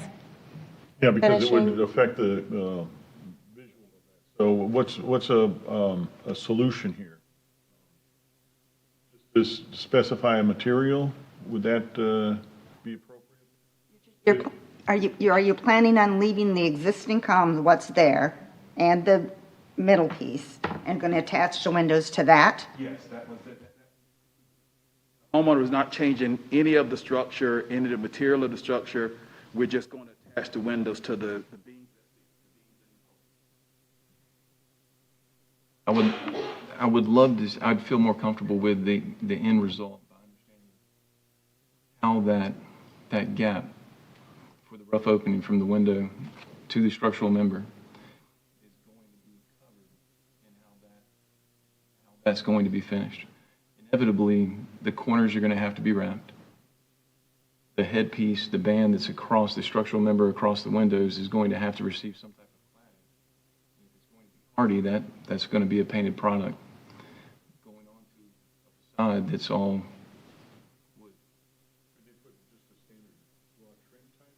Is there any kind of a trim board that they can utilize? There's certainly solutions. It could be wrapped in pressure-treated material. It could be in keeping with what's there. What's there now to match? Yeah, I mean, I think it's like the cedar wood that's there now. Looks like there's a combination of exposed framing, which would be pressure-treated, most likely for the cantilever over top where the porch extends. And then the vertical posts are also pressure-treated.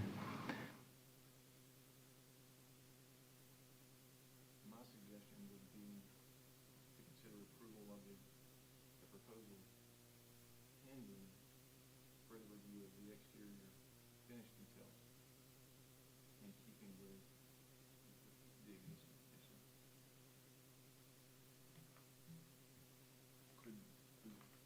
If that was done, could it be done through HPRC? Or are you asking for additional information to be brought to the full board, or what's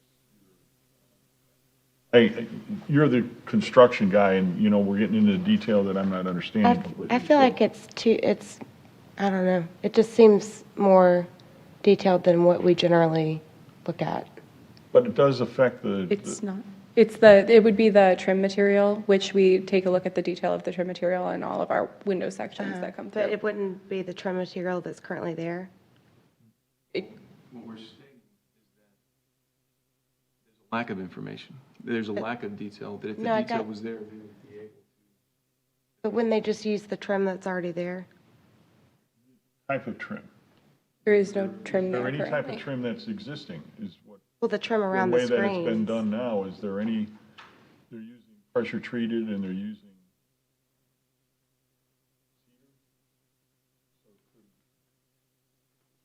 the, We can make it all uniform with pressure treated.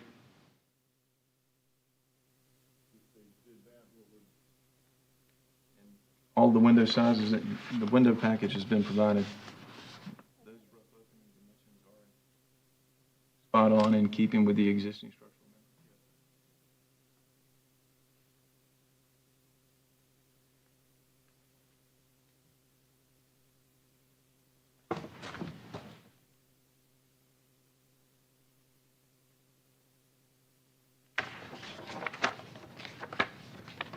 with that being said, would you, is there any other discussion? And if not, can we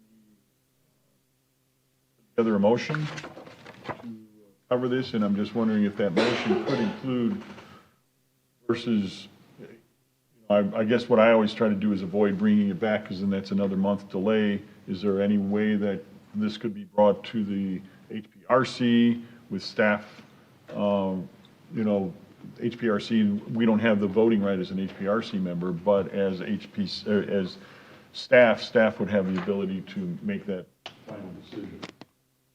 Need to come before our HPRC if staff approves it? That is up to the motion, however, because HPRC is not a decision-making body, so anything that you all would like to be seen before the HPRC, which is currently made up of Bruce and Jesse, and next month we will elect another person to sit on that board in Elaine's absence.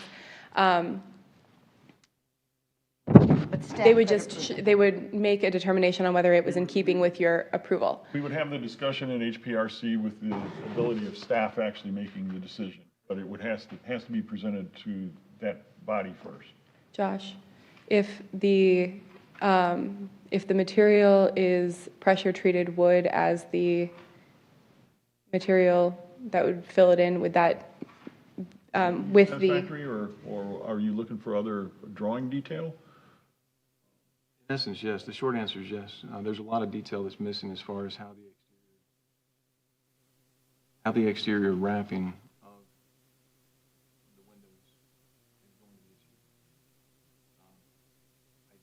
I'm not comfortable giving blanket approval pending staff comments, given the lack of information that's here, and understanding and being able to look and see that the horizontal rail is below casement and double hung windows in your illustration is as thick as the vertical columns. There's framing that's going to have to be done. There's adjustments that are going to have to be done in order to make the window assemblies work. And I see that there's a lot more exterior trim. In closing that and wrapping that, flashing it appropriately, it's not necessarily provided to us in detail here. So I guess the vision is Flashing? that the windows were going to be just put in place, but it necessarily isn't just a window being put in place. You're going to have to put some additional finish work around the mullion, not the mullion, but the casement of the window, because the casement of the window isn't just going to simply slide in and nail in place. It's going to have to be slid in and additional. Casing is going to have to wrap around that and bridge that gap from the structural members to the windows. We're actually having the windows built right in from post to post. So there will be, Mr. Dunaway, when he had that porch built, it's pretty square in level from, so the windows, any finish, if it's required, would be just that little thin board member that's there now, the screen and everything in place. If there is a eighth of an inch or a quarter between the top and the bottom, which we didn't really find anything, you would then just run that one by around it from the, well, I say one by, but that's just like the other pattern that your screen pattern is put around it. What's the thickness of the wall assembly? Is it it looks like it might be as much as 5.5 or 7.25? You're talking about the existing frame, the existing structure there now? So in order to be able to allow you guys to move forward and not have you come back before us, my recommendation would be a motion that would include a request for HPRC and staff to review the casing and trim assemblies, because as that gets passed, you'll also need to go through building codes, and you'll have enclosed areas and things of that nature, the insulation, the heating, the cooling, and those types of elements that also have to be met. Excuse me. Now, if we're not doing that, like this existing screen porch and we want to put the windows in for keep the elements out, not necessarily. Yeah, is this going to be, this, in other words, are we talking, we're not insulating this, and are you just using this, We're just putting, yeah. just putting a single? you're not- Double pane, it's double pane windows, but we're just, it's like a screen porch that they're using for preparation for the kids and everything now, for the children now. And we're just closing in so that they can keep the rain and the wind from getting in. Maybe, I may be speaking out of turn, but even though it's not heated and cooled, putting fenestration, if you're putting glass on the assembly, it's going to have to meet the building requirements of wind and impact. So you'll have to provide Have to provide those that anyway. calculations. Oh, yeah, yeah, and they're in the cut sheets that you have as far as the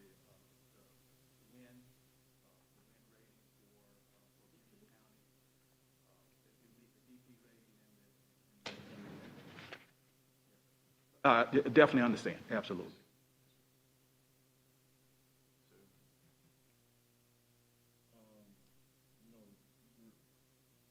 Sounds like you have a fairly decent way of making the motion.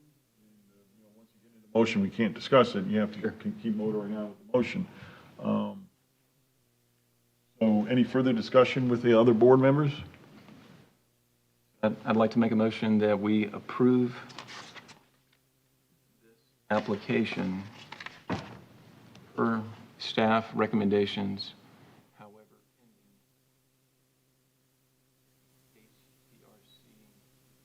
staff review of additionally supplied exterior veneer details. So my understanding of the motion is that it is approval to allow the horizontal windows located under the main windows to keep the profile of the porch and to have the exterior finish materials in keeping with the existing conditions, including the casing and trim assembly, to be reviewed by HPRC and approved at a staff level.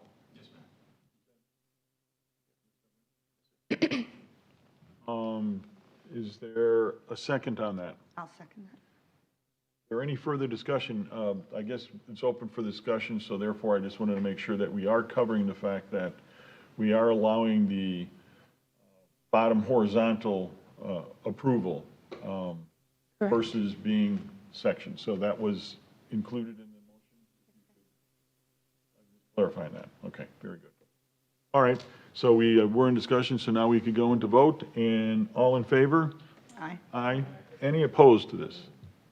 Opposed, so it passed with Thank you. motion made. So thank you for, yeah, that's Thank something. you. Thank you so much. And as you- I will follow up with you all in the next couple of days. We're gonna have to Have a good one. Okay. That bridge is going to have to get crossed. Yeah. Been there, done that, so. Yeah, yeah, good. Thank you, good catch. Amanda, Good correct? catch. Yes, Amanda. I just don't. All right, now we are on item number 6, I believe, is that correct? And it looks like we have the folks from Pierce Scott here. Amanda is here with us tonight to represent a certificate of appropriateness to allow the construction of a new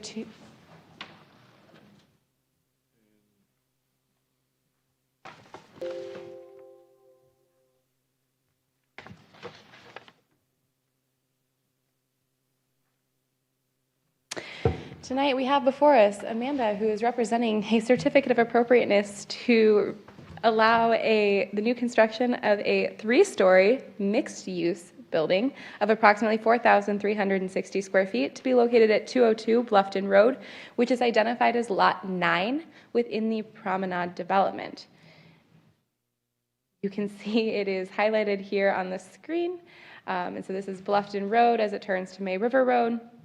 It is the second lot in.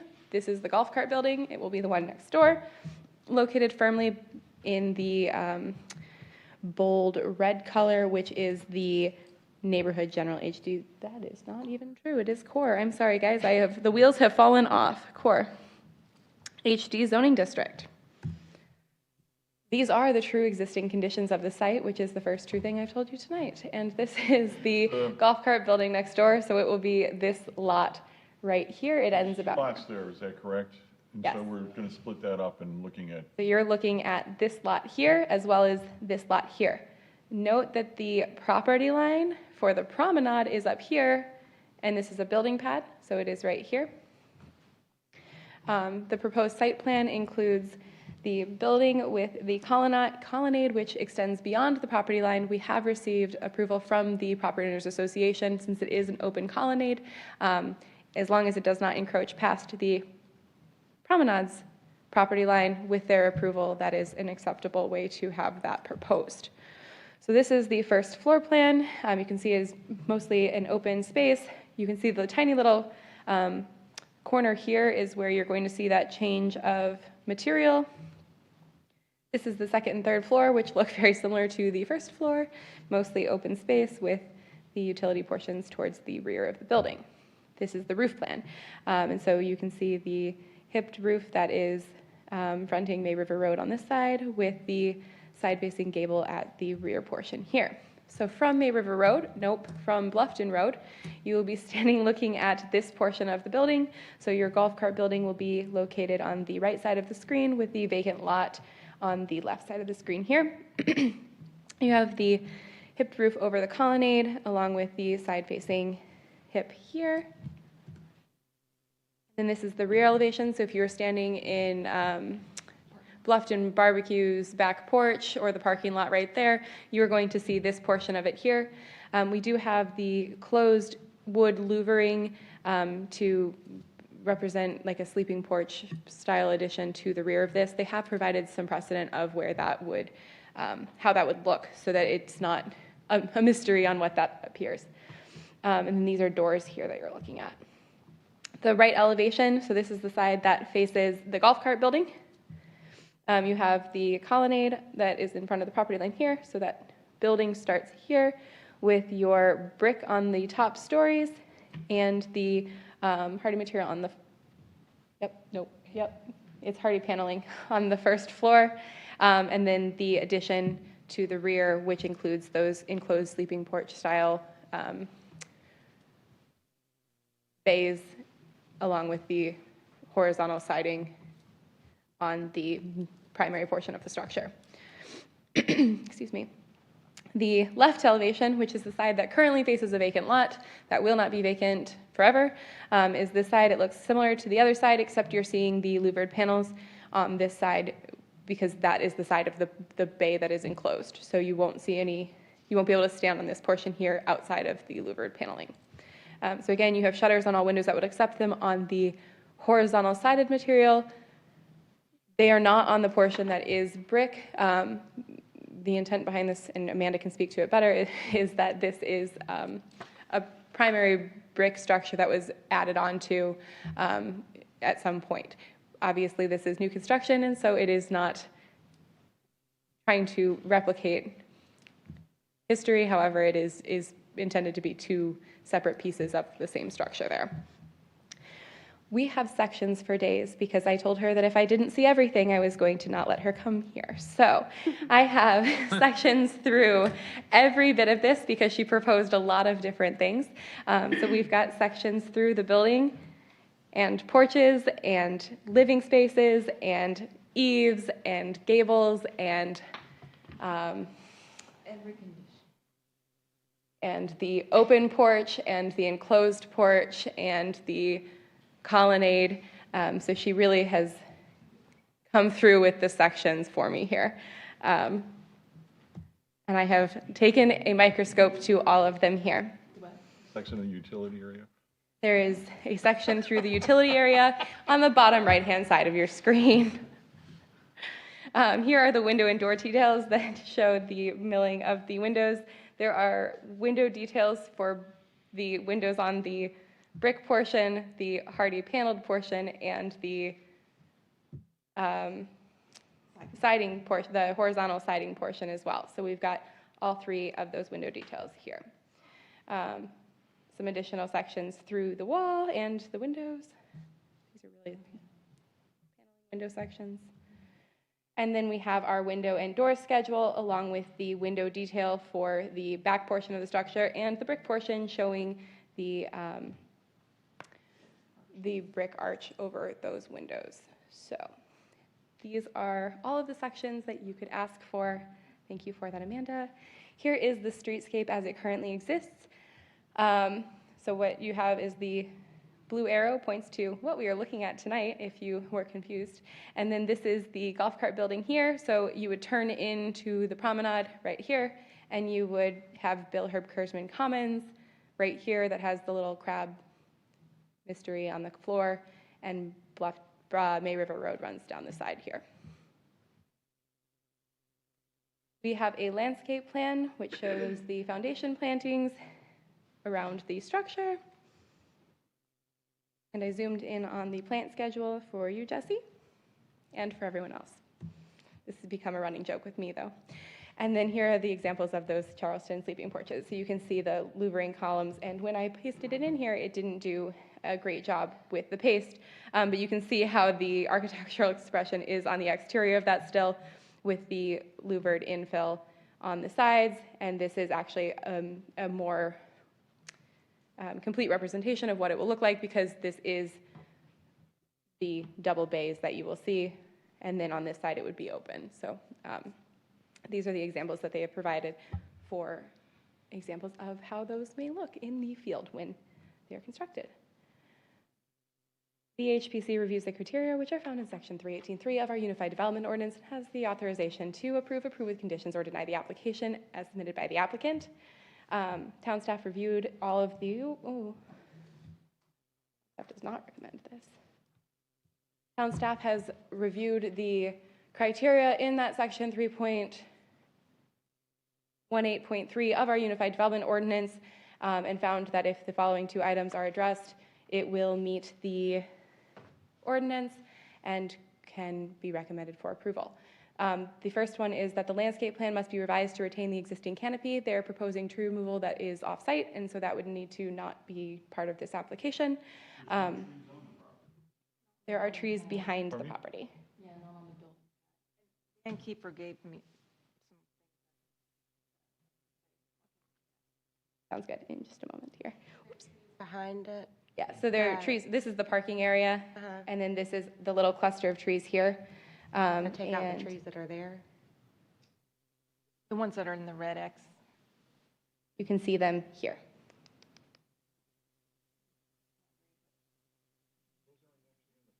I was going to say, is it, Correct, they're outside of the building They're pad. outside of the building why do you, property, aren't they? Building pad. We can go through the POA and why do you need to So why remove do you need to remove them? them? Can you tell us? Go ahead. yeah, I mean, he just emailed me this and asked me to read this. Dan Kiefer, Whitmer Jones Kiefer. He Sorry, says- for the Closer to the innkeeper? microphone, sorry. Yeah. When, Dan Can you Kiefer pull with up the Whitmer, landscape plan? Okay, I'm Whitmer sorry. Jones Kiefer is the landscape architect. Yes, And okay. he says, we're saving the 20-inch live oak and the sidewalk is adjusted to work around the tree roots. Proposed removing the pine tree and sweet gum to enhance the health of the live oak. There is a laurel oak and pine within 5 to 6 feet of the building. We recommend removing due to health of trees with adjacent construction. There would be a safety hazard saving them. Like me to respond. So staff's recommendation on that one is they are outside of the property, and so the Property Owners Association, or you all on behalf of the Property Owners Association with their signature, can propose a tree removal permit. It would not be part of this Certificate of Appropriateness review. So that can be proposed. However, I do have to note that section 5.3.3 notes that the building needs to be designed around the existing canopy. So while some of those trees may be able to be removed, it is likely that all of them will not be approved. So note that that is a existing condition. So Is there a requirement for a certain amount of trees to be built along the main road? What is that? yes, but the street trees, because of the SCDOT right-of-way, are included as palm trees here, which this is one of those areas So that one is of a the little palm wonky. trees will be, those So will they've be got, included. yes, So they they're have them meeting that proposed. requirement, okay. Yes. The promenade as a development planned area that was done before I was out of high school is a little bit challenging because it holds the regulations that were in place. But As I'm it- just, and I'm this doesn't using make this and mentally understanding that we're meeting that requirement, so I just wanted to. so I guess my question with that staff recommendation for number one, how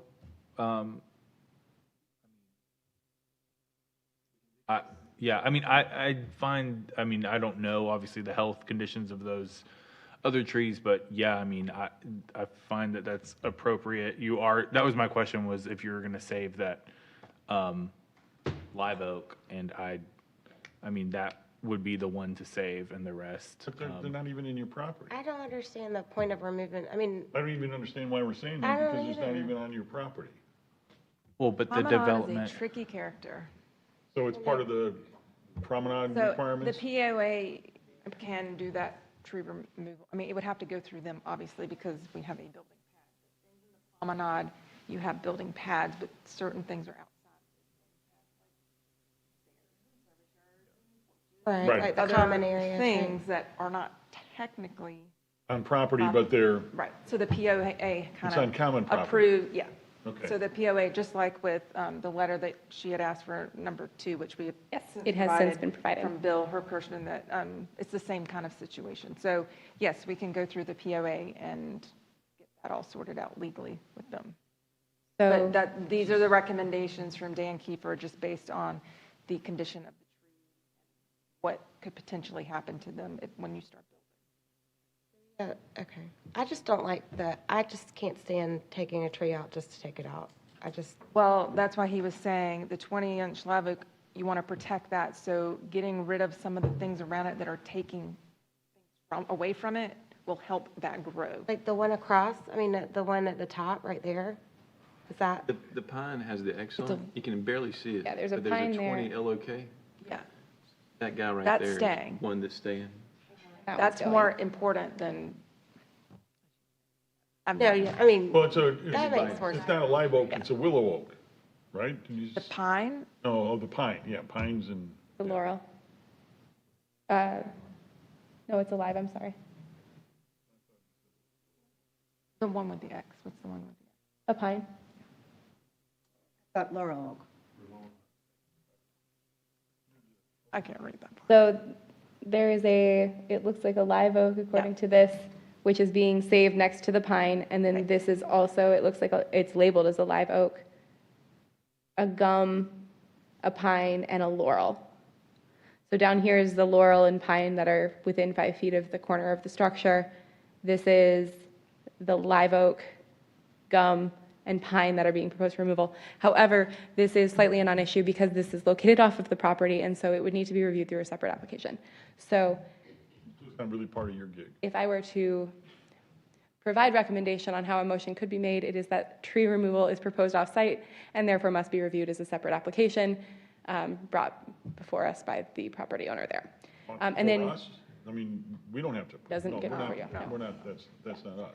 Yeah. so just note. But it'll have to go through the POA first, and then it But not through HPC.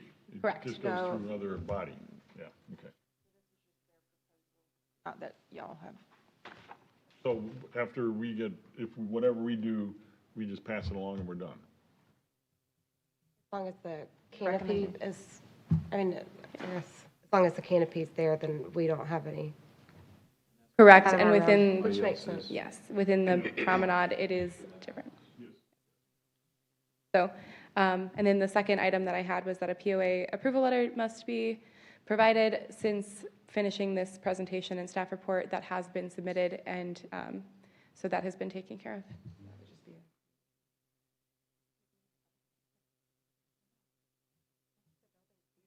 Love the brick.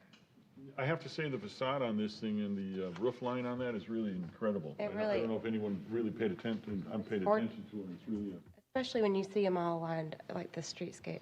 We're gonna do something a little a attractive different. addition. Yeah, it looks really good. Looks great. Okay, so with any further discussion, any further comments from the No, applicant? that was, Board, you guys, anyone? And therefore, we're going to be looking at a motion. I think. In front of you.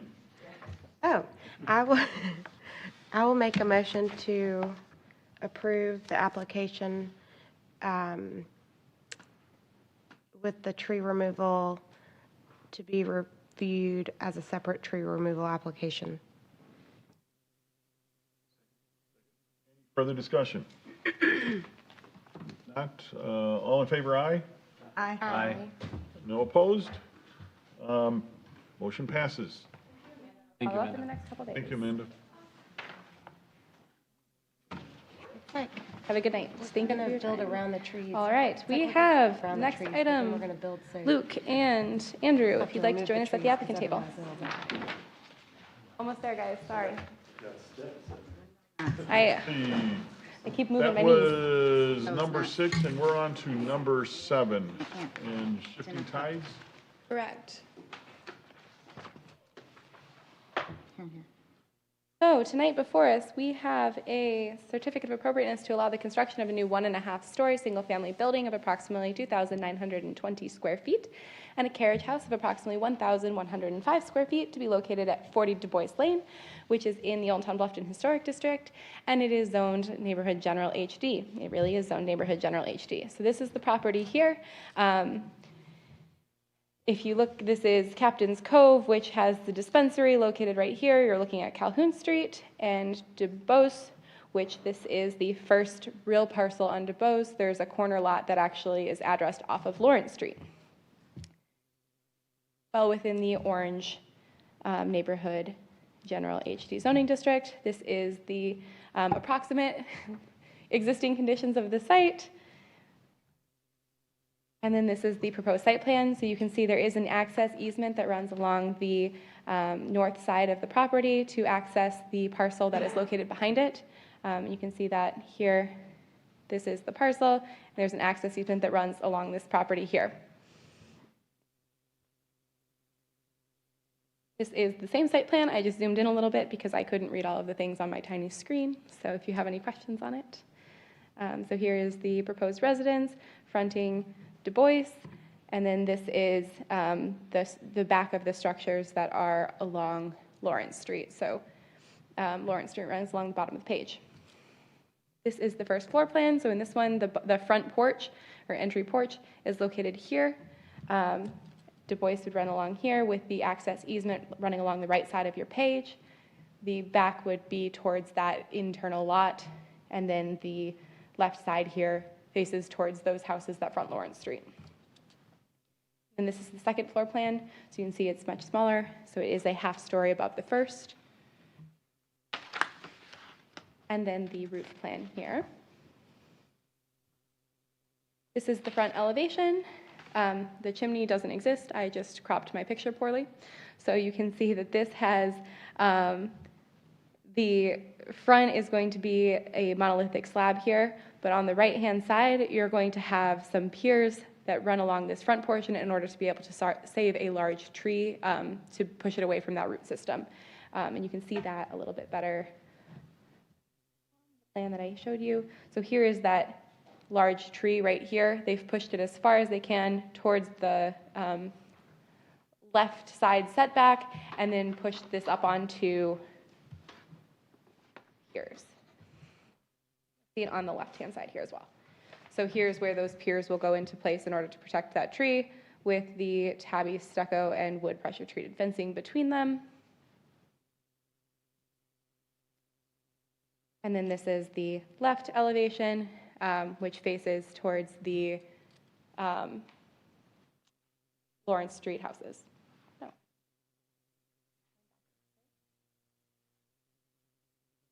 Yeah, I'm sorry. Here we go. Then this is the rear elevation of the structure. So this faces towards the backyard and the internal lot that is located behind it. So it has a nice wrap porch here. Then you have a carriage house. So the carriage house foundation plan, you've got the primary mass here, and then there is a pervious pavered area that is behind the garage door. So the garage doors are here, which face the right side of the lot. And there is a small bathroom that is accessed from the outside there. So you have this is the area that would be under the pavers.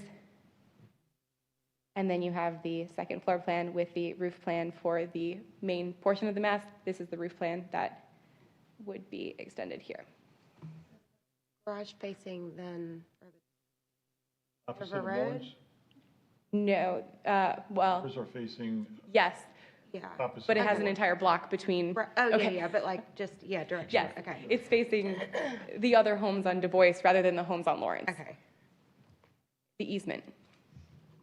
So Facing here are the the garage easement. doors that face. Garage doors yeah. are facing So the I've labeled them Side for myself here because the plan set as a package that's sold typically labels them as front, even though it doesn't matter which, that could be facing the sky and they'd still label it front. So this is the front elevation, the garage door elevation, which faces the right side of the lot or the easement. This is the front elevation, which faces Du Bois Lane. However, the way it's positioned, it won't be seen from Du Bois Lane. And then you have the rear elevation, which faces the back of, yes, that faces the back of the lot. So that faces, Larry's house. yes. There you go. And then this portion here faces towards Lawrence. So if you see it on the site plan, that makes it easier to look at here. I don't know if you all remember those things where it wrote the word blue in the color yellow and you had to say the color of the writing, not the word itself. I'm not good at that. So here's that staircase that you're seeing. The garage doors are right here. The area with the pavers is back here. And then this is the last side. So paver land, stairs, garage doors. It's not blank, but blank side. Nothing. Less notable side, how about that? So garage doors, less notable side. Facing the rear, facing internal to the lot. This is the section through the garage.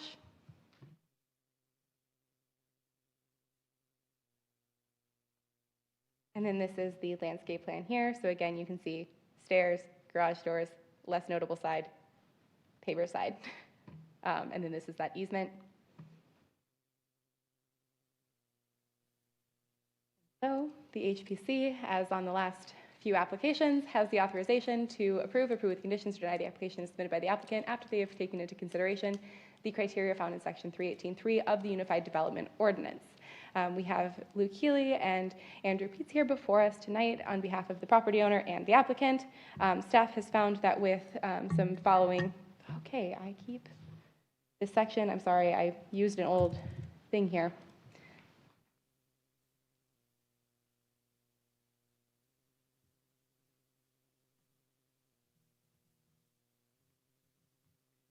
Has found that with the following items being addressed, it could be in compliance with section 3.18.3 of the Unified Development Ordinance, and would meet the intent of that section. I would be happy to go through the items that staff has found, or if you'd like to ask questions to the applicant first, that is just fine as well, Mr. Chairman.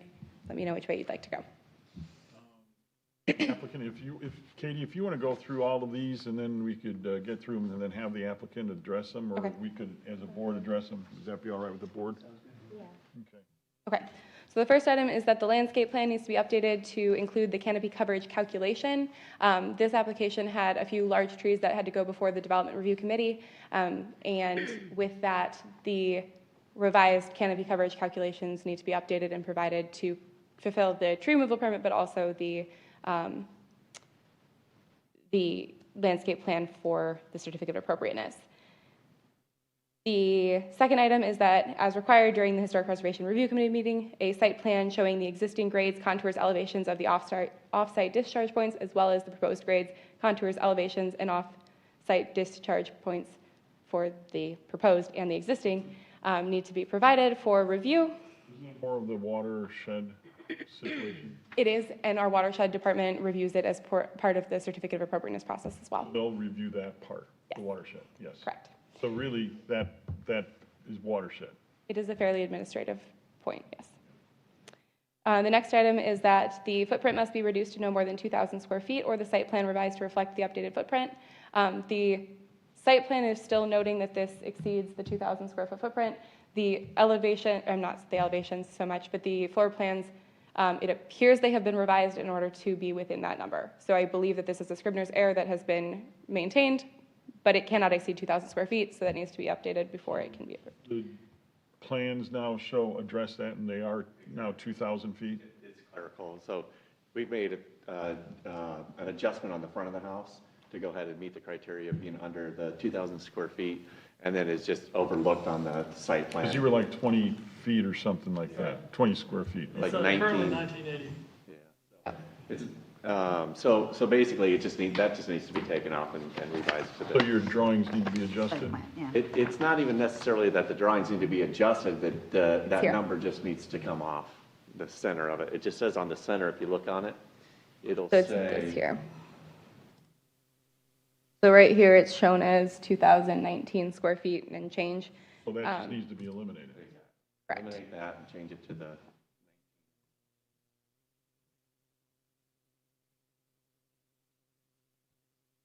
That's then- heated square footage? I'm sorry? That's heated square footage, not gross footprint? Correct. It is the footprint not including porches. It includes the garage. No, that's The just the garage main not- building. The garage is a Like a separate. guest house or a carriage house? Yeah, but the garage is separate. And that's actually noted on there, and that has not been changed, so that's the same. So it says, I think, 527.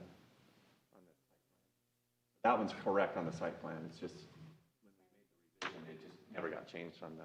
So the primary structure can't Oh, exceed the the primary 2,000 square structure. feet. The carriage house can't exceed 1,200 square feet with a maximum footprint of 800 square feet of enclosed space. So this could be done when done or whatever, this could be done just through submitting the proper drawings.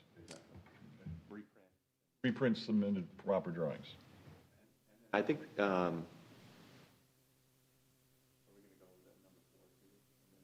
The next sorry, item. sorry, That's all right. I was gonna No, start to no. work on some of those other No, ones. no, we're going ahead.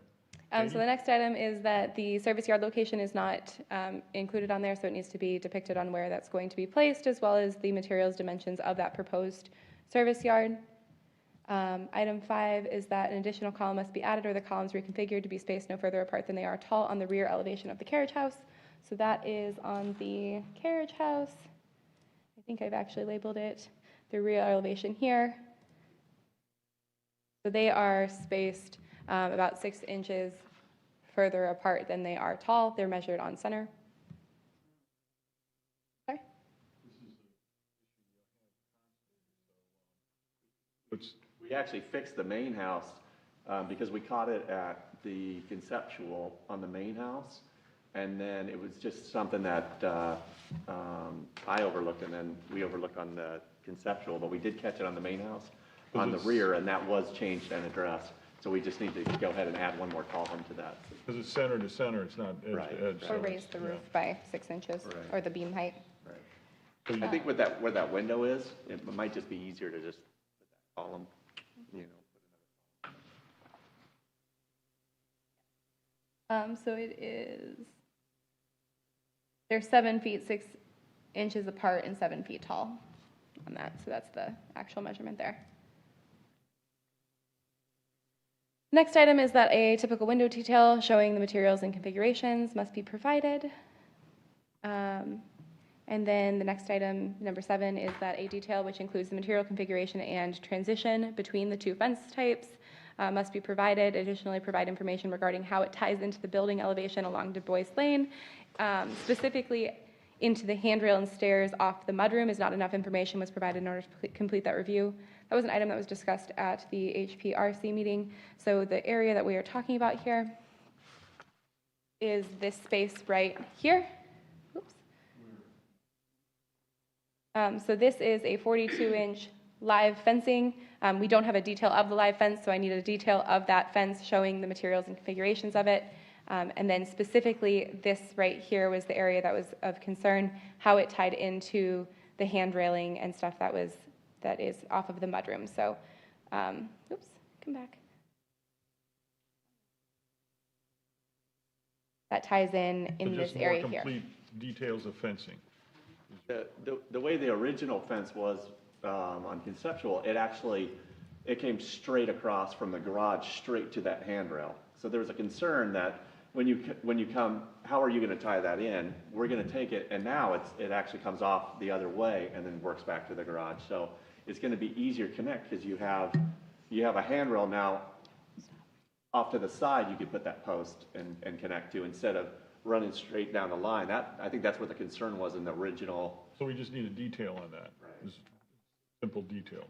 We changed it, but I guess to get more intimate and give you a little bit more detail, we can definitely do that. Yes, and there's a detail of the pressure-treated wood fencing that is here as well. So there's a couple types of fencing that are proposed and no detail for either of them. It needs to be provided. And I took a couple pictures of some of the ideas of, so those are things that I could submit to give to. The next Could be done pretty easily, the detail. Yes. So the next item is to provide a pier and underpinning detail showing the configuration of the underpinning for the right elevation, specifically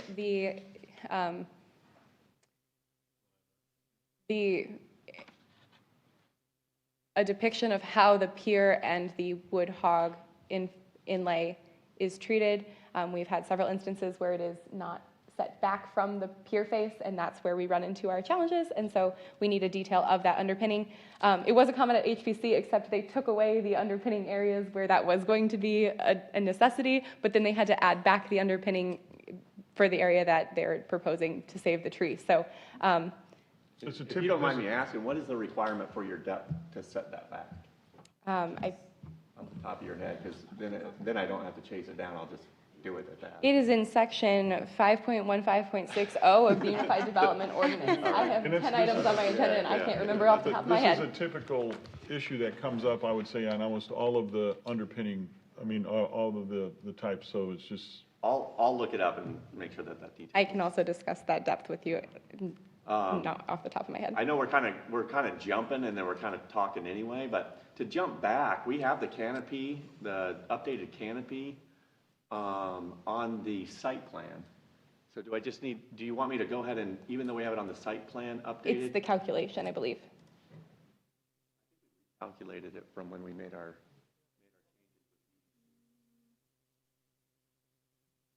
So apparently there's some inconsistency, is what you're saying somewhere?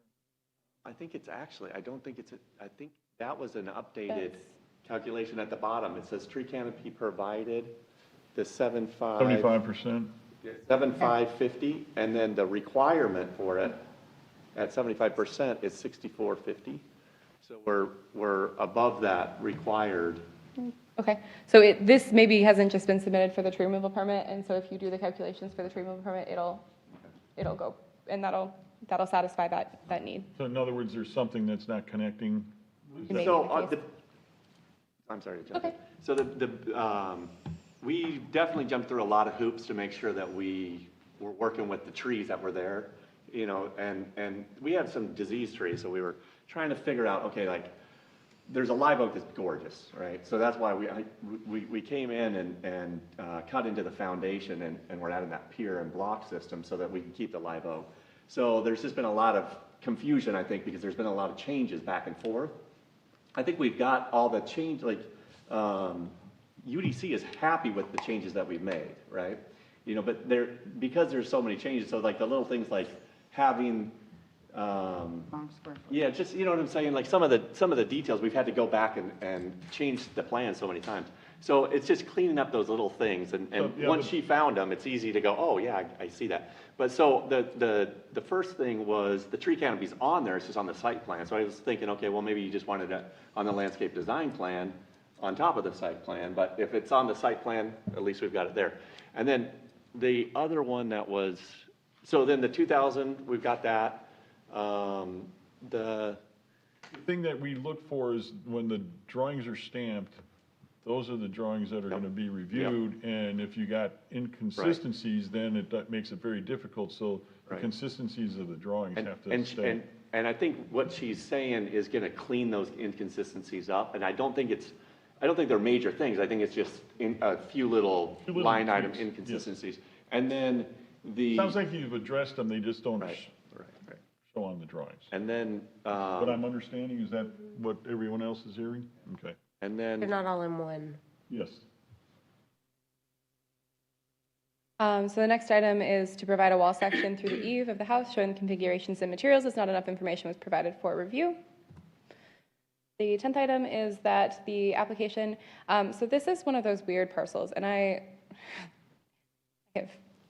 will admit that this is a problem that is probably because of the county. However, the county does not show that Mr. Healy here is the owner yet, which is, it does through their documents, but not through any public records. And so we just need documentation that this is been turned over. They are at least 3 months But the behind. documentation, could that be, other than being recorded, how, I mean, how? A else? redacted deed is just fine, or something that shows that it has been turned over, and that works just fine. However, I'm going to ask, Yeah, but I'll do it all together, yeah. that you Well, submit it do as have one something- package, and that works perfectly fine. It's just that this is Well, one of those weird parcels the that county isn't hasn't turned showing over. it, so you're going from the county, and so unfortunately, Yes. you're looking at the county's GIS, and you Yes. just need to They're have just that. behind, They I are- think, Right. 3 months or But we something like just need that. to have that included in the package to show that. So just include that in there. And then the tax map number is off on a couple of the documents, and so just clean that up. It is not matching on the application versus the tax map numbers, parcel, whoops, let me use my words. The county tax map versus the application versus the information that I have need to all line up. So you just need to be the same number. Yeah.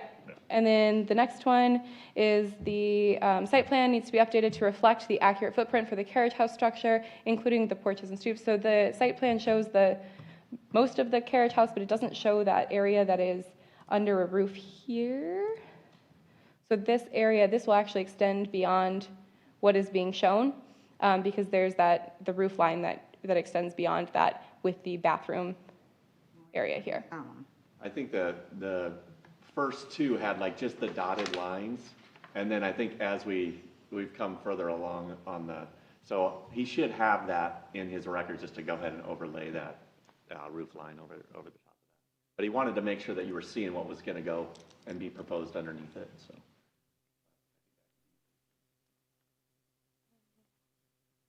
The 12th is that there are a few notes that still indicate that there are exterior changes to be determined based on the site characteristics and owner preference. Anything that is on these plans must be built as these plans say in the field, and so those notes just need to be removed. In the staff report, I noted the 2 locations where I actually saw them, not just the overall comment. So it is in the, yeah. I think you've caught a couple of them. Yeah, he put so many, and then he also put, the ones for the engineer. So there's a couple up here that just talk about it and how field changes can be made, and field changes cannot be made based on what is approved by the HPC. So catch the rest of those.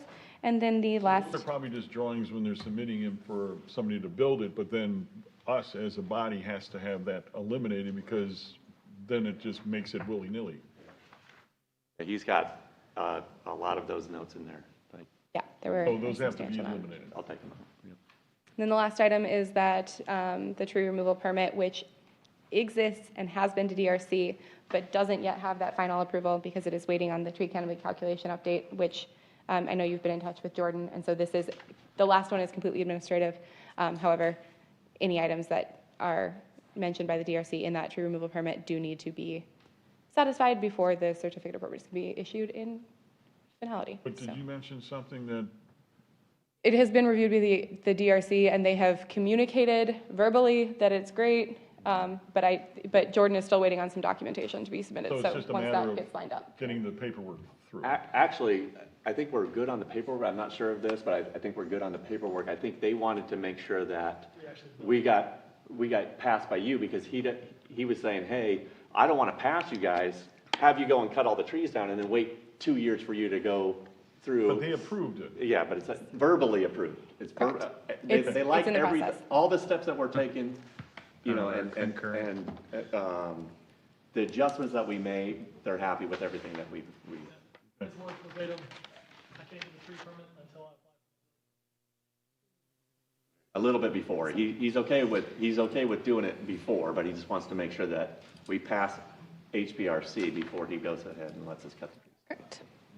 And some of them are getting, with that windstorm, there's some touchy trees over there, but anyway. I have one minor, silly little thing. The window thing, again, drives me crazy. The rear elevation, the window in the tub is not centered over the window below. And there's no reason it can't shift over. Has a really good eye for that. Well, so- it just, that's and a it's- pet peeve of mine. I don't Yeah, know. and I could see, just has to, And no one will probably We'll ever find see it. we'll find that center, and then if we just note that, It can be documented on the plan we can similar put to that in this. the recommendations.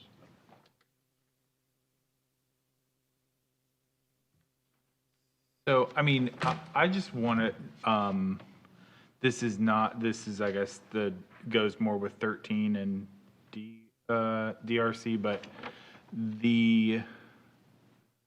I am still concerned that 33-inch live oak, that on the site plan, I mean, is that the footprint? I'm just concerned when I start looking at that and the roof overhangs of this building, I mean, it's a good, looks like 3 feet over. I mean, has that been verified on the site plan that really, like where your roof overhangs are in relation to that tree?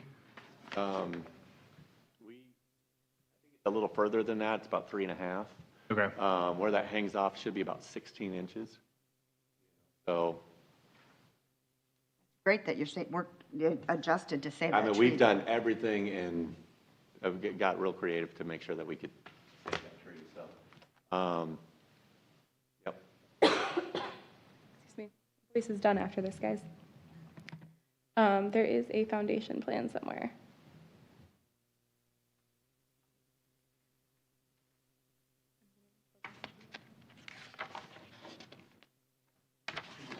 It was up, I think. Yeah, it won't scroll. It's decided to freeze.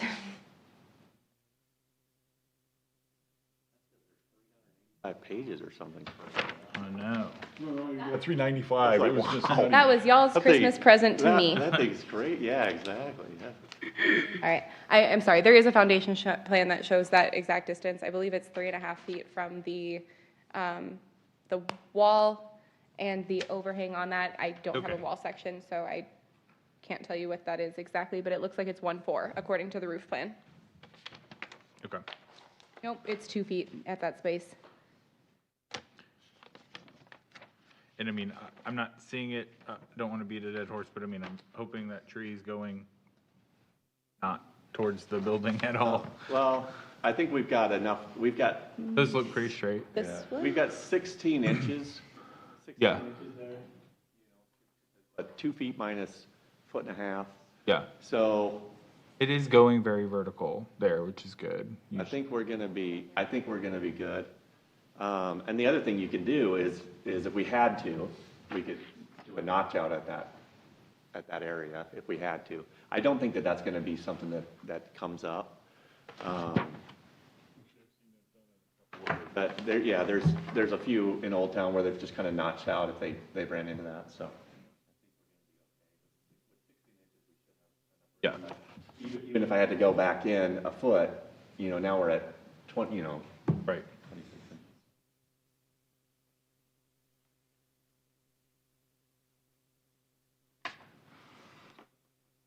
Discussions? Any additional comments from the applicant?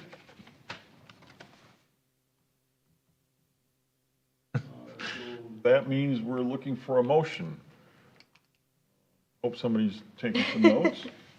I feel like staff recommendations are all upheld. I mean, even though there has been additional documentation that's been submitted, it's not for us.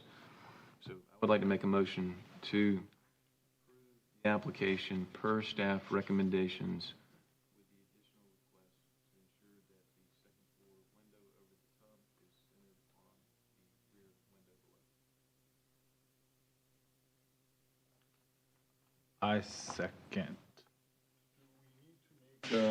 Comments that the staff recommendations are good, or, because now you had a second, so I'm open for discussions. So I'm legally okay now. So the fact that all it is a matter of resubmitting the proper drawings to address all of these, is that Mr. something Chairman, that? It is per staff recommendation, meaning once they've submitted documentation that staff can review those if it's okay with y'all. So that staff could This review it needs when it. they get the proper drawings. So in other words, it's just a check off and it's there. That's how I understood the motion. Yes, sir, that was my intent. Okay, good. I just wanted to. Yes, sir. Yeah, cool. Thank you. So with that, any other further discussions? No? All in favor? Aye. Aye? Aye. Any opposed? Perfect. Motion passes. What, Thank you. Jesse, you were second, right? Yes. Okay, that's what I thought. I missed it kind of in the What did you the say? scuffle. No, you- I just was looking for who seconded the motion. yeah, he seconded Yep. it. No, he had seconded before I had. went into discussion, correct? I just You missed caught it. that? Thank you all for your time tonight. Thank you I will so much. follow up in the Thank next you. couple days. Thank I can't promise it'll happen tomorrow because I have, Well, we got a little bit to work on. that's true. Thank you all. Thank you. Come on up. You all Looks are like we have number 8. Last but not least. Number 8. 10, but because we had 2 old businesses, but number 8 on the new business. That's right. We have number 8 on the new business. So let's see. Have Ainsley? Yes, Hello, hello. Ainsley. Last but not least, tonight before us, we have a Certificate of Appropriateness application to allow the construction of a new 2-story mixed-use building of approximately 2,520 square feet and a carriage house of approximately 1,200 square feet to be located at 5790 Guilford Place, which is identified as Lot 9 in the Stock Farm development. It is here in the Old Town Bluffton Historic District, and it is zoned Neighborhood General HD. So you can see right here is the existing little, it was a law firm when I learned what to call it, with the little red building. I don't know what it is now.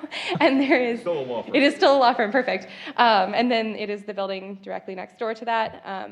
You've seen the pocket park that runs along the front before you tonight. So actually, the pocket park's down here, but this Pocket is park's delivered, the street right, yes. streetscape that runs along the front here. So this is streetscape. It's right behind my house, by the way. It is close to it. I'll be monitoring. In the orange. These are the existing constituents of the site. It is majority trees at this time and brush. So the proposed site plan, this is the site plan right here. You've got May River Road on the left-hand side of your screen, so north is to the left. And then you have Guilford Place behind you. There is existing parking that is intended for the use of the development directly behind that. The primary structure is floor plan. It is a very square structure. So this is the main structure with the front facing May River Road at the base. It is screened on the second floor. It is labeled as screened on the first floor though, right? It's labeled as screened on both floors. Is that true? Yeah. Okay, I didn't think so. And then the second floor here. So for some reason the picture doesn't show up very well here, but the wall continues. You can see the windows. So the wall material is identical to that on the other side. It just fits in between these windows that are showing up on the scan here. The carriage house floor plans are before you. The wheels have fallen off, I'm sorry guys. It has an office on the first floor with storage bays on the ground floor, a staircase that leads up to a 1 dwelling unit apartment on the second floor there. So this is the roof plans, fairly simple roof structure. And you can see here, so this is the front elevation. This is the screened porch area on the top. On the bottom, it is not screened in. It has brick on the first floor, as then it has siding on the second and in the gabled end here at the top. So this is the right elevation. For some reason, I apologize that it is folded through here. For some reason, the elevations were coming off. Half the lines on the back portion of it weren't showing up in my PDF today, and so I took a picture of it with my cell phone. So hopefully you all can see it. It is in your... That's resourceful. It is in your packet. Looks like it was in your back pocket, too. It is the full-size set of plans that I have folded and has been rubber banded for a few weeks now. So this is the right elevation. You can see that it has the brick columns here at the base. You can see the staircase behind it. Here's that screen porch you saw in the front elevation. And then this is the rear elevation, which is the side that faces into Stock Farm. So it has louvered walls here, similar to what we saw on the previous application tonight, as well as the open bays here. This is a projection, like a bay window almost. It's not actually a bay window, but it is a projection out in the second story. So you can kind of see that from the side elevation here. So this is the left elevation. That's labeled as the right elevation because I was flustered by, see, this is what it was doing, where the materials weren't showing up for some reason on here. This finishes as just the same roof line and a straight wall down with the same corner detail as the other side. So you are not missing anything by lacking the lines that are not showing up here on the Carriage House, but you have similar louvering detail on the Carriage House as you do the primary structure. You have French doors on the base as well as the windows on the top here, and the similar gabled roof and materials that you saw on the primary structure. Here are the wall sections that were provided, as well as a section through that porch. Not nearly as many sections, but not nearly as many detail or materials as Amanda either. So, although she did give me sections through all of those pieces. So here you can see the section through that ancillary building as well. Then there is a window and door schedule, noting that they are to be metal unless otherwise noted. They are not otherwise noted, so they are to be metal, as well as your window detail here and the guardrail that runs through with the picketing. Here is your landscape plan, and I did zoom in. So this is the parking that's interior to the site. I flipped your north arrow on you just to see if you can follow along, because Meriwether Road is now on the right-hand side of your screen. So this is your porch that has the screen on the second floor and the brick columns on the first. This is where you have those louvered panels. Your Carriage House is towards the rear with the same louvered panels, and then the parking interior to Stock Farm Development. You've got your street tree. There is an existing picket fence that runs partially through the property, and the landscaping beyond that will remain. So that is going to stay as it is. Here is the canopy coverage calculations, as well as the plant schedule. I did cut part of this off, but it is complete in your packet. I just wanted to make sure you did see the existing canopy versus the proposed. So this laid on top of that is actually what will be there. And then these are your plants. Jesse, your plants. This is the drainage and grading plan that has been proposed and reviewed by Stormwater. They will go through the affidavit process and the stormwater review at time of building permit as well. And as a certificate of appropriateness, if you have not caught on yet, tonight, you consider the criteria in 318.3 of our Unified Development Ordinance when you take into consideration the application. You have the authorization to approve with conditions, or deny the application as submitted by the applicant. Town staff found that with a few conditions, it would meet those criteria and would be able to be recommended for approval. The first item we have is that a Town of Bluffton tree removal permit is required, as there are trees on the site that are larger than 8 inches in diameter at breast height. Commercial is 8 inches diameter breast height, residential is 14, so that's where you get that number. The second item is that approval from the Stock Farm POA is required prior to approval of the Certificate of Appropriateness, so that just needs to be reviewed by the POA and a letter provided back to staff. The third is that a sign permit is required, or a site feature permit is required for any signage that's proposed. I put this comment on everything that is a commercial structure because I need to make sure that it is something that is acknowledged and brought forward. They don't have any proposed on this specifically. The next one is that the colonnade depth must be increased to be a minimum of 8 feet from the build-to line, so the primary wall of the building, to the inside of column face. Currently, it's measured to the outside of the column face, which is I believe is it a 10-inch brick column? How big is the column?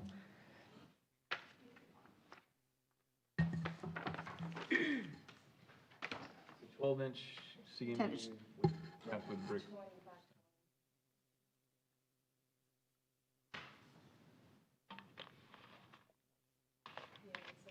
12 by 12.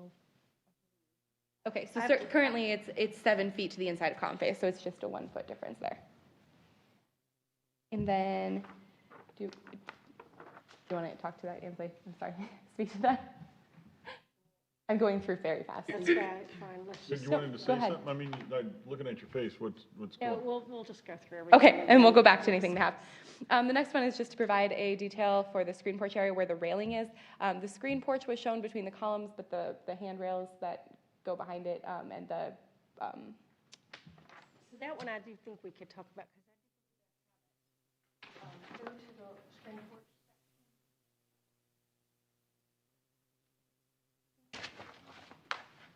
Porch. That's rear porch. Okay, Street porch, here we go. so if you zoom in on the,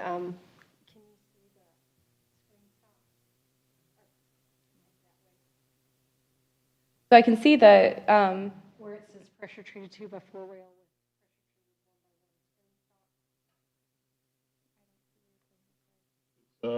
It's, if you look at the column itself, you'll see the screen. Yeah, right there. oh, here we go, screen stop. Okay. So is that sufficient or?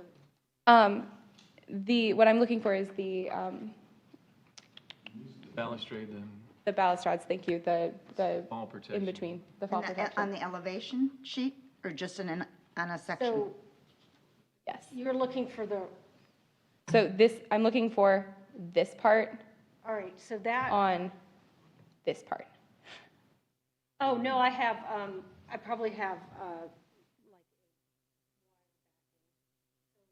back to that. Whoop. So I'm looking for this part on this part. But, That's actually part of code, too. so, Optional wire screen below 36 inches.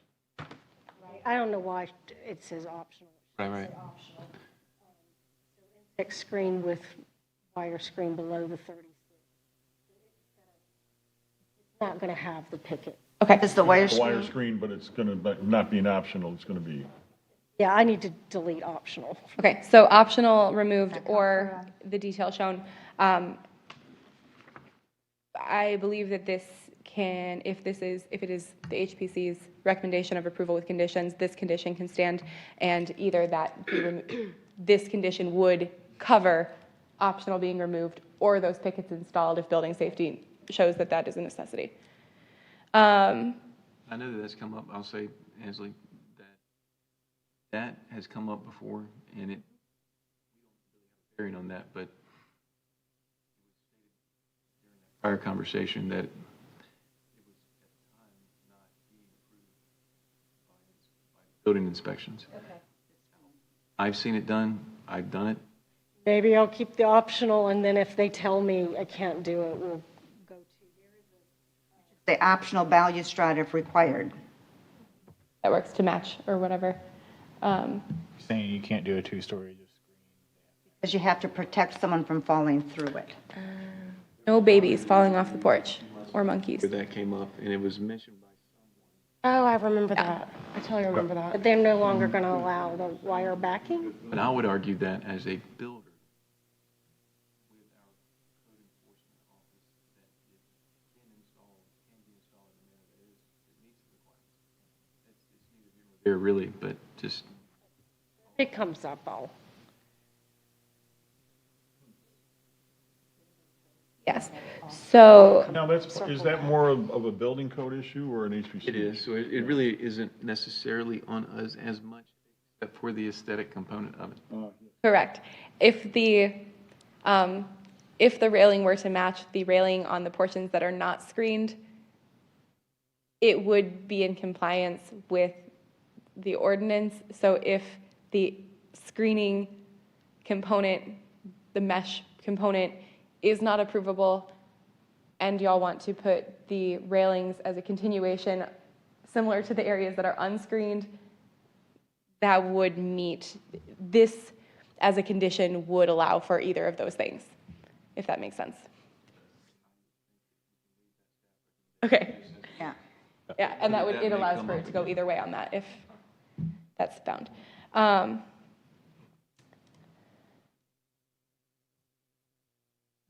Next one is a shutter dog detail, just needs to be provided. And then Done a, that last time. sorry? I'm sorry. Okay, that's okay, I'm sorry, I just thought you were asking a question. And then the number of window and door proportions should be reduced to provide a better proportional relationship. I believe there are 5 different, this is where I have to reference my staff report because I have looked at a lot of plans this month, guys.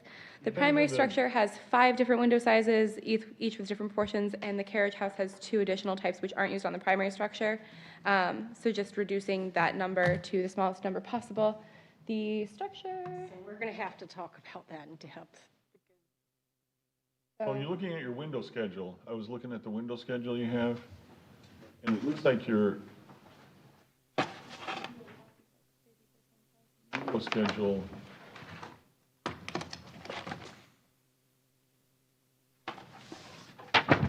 Well, it may be easier to go to the elevations. Then, because I don't have any number that I'm supposed to reduce it to. Yeah, I I think guess we I'm- could just look through the elevations, and if it's looking. So this side here is where it's the most prominent. There is 1, 2, 3, 4. This is another 2 and 5. So I can, 1, 2, 3, 4, 5. So that one window on the left on the first floor, couldn't that be just changed to what the window is to the right? Or do you have something going on? Below? I believe I've got a, And the upstairs windows on the second floor, you got It's going to have to be sizes egress. next to each other, so could you just, well, what I'd like to propose is, if we go back to that slide elevation, I could just do away with the small window on the second floor that's serving the bathroom right now. And then on the attic level, I like having attic windows on each side because that's going to be a substantial attic, but it could just be a window. I could just Would delete this window 2 increase to be the windows. same size as another window, either this window or this one? This Yeah, window I is don't going to be mind large, the, I but don't mind the smaller one in the attic. It's I in an don't either. attic. so I think 1, it 2, that would reads- be 4 on this side. Or I could take that attic window, and the bath window could be the same size as the attic window. and then Okay, they're just going to put blinds in the bathroom anyway. Yeah. If you remove the 2, the other 4 would still be different. If you remove the 2, the other 4 would still be different, right?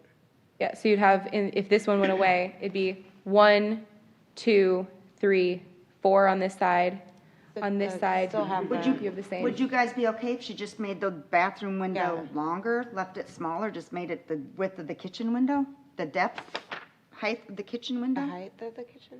That would still be a 5th size because it would be the Smaller? proportion, it's the proportions of the windows rather than Yeah, the, that side I is think- busy with windows. I had a hard time doing that because the shutters were going to end up. I'll just do away with the bath window. and then this is, let's see. This is the same as one of the side windows, and this is same as one of the side windows, but this is a 3rd window type All right, here on I the, do want to discuss that one, Bay. because that is a box bay, and That's boxed out, so it I doesn't show believe it real gives well. it some liberty to be something a little different. It's paneled on the bottom. It's most likely going to be the bed wall for that bedroom. I find that a lot of times box bays or bays have a little bit of more liberty and windows being different than the rest of the house. But There's a if you reason want me to for it. change it to double hungs, I can do that. I just think it's totally a different expression there. It's not siding, it's going to be a paneled bottom. Really need to see it from the rear. sorry. I have a problem with that, though, because of it's a different, it's not the same wall from the Right. exterior. I mean, it's, with the paneling, it Popping out. adds a whole nother Yeah, element to it. Right. and it's not shown real well in this elevation, just the depth and the feel of it. To be clear, it's not that specific window being different that is the challenge. It's that there are 6 different types of windows. So this is an appropriate location for a window to be a different proportion than others because it is that projection with the alternate siding. Why is your one window on the first floor different from the windows on the second floor to the left? Looks like that's different, right? I'd have to look at the. You see floor what plan. the two left windows versus the one sole single window on the right.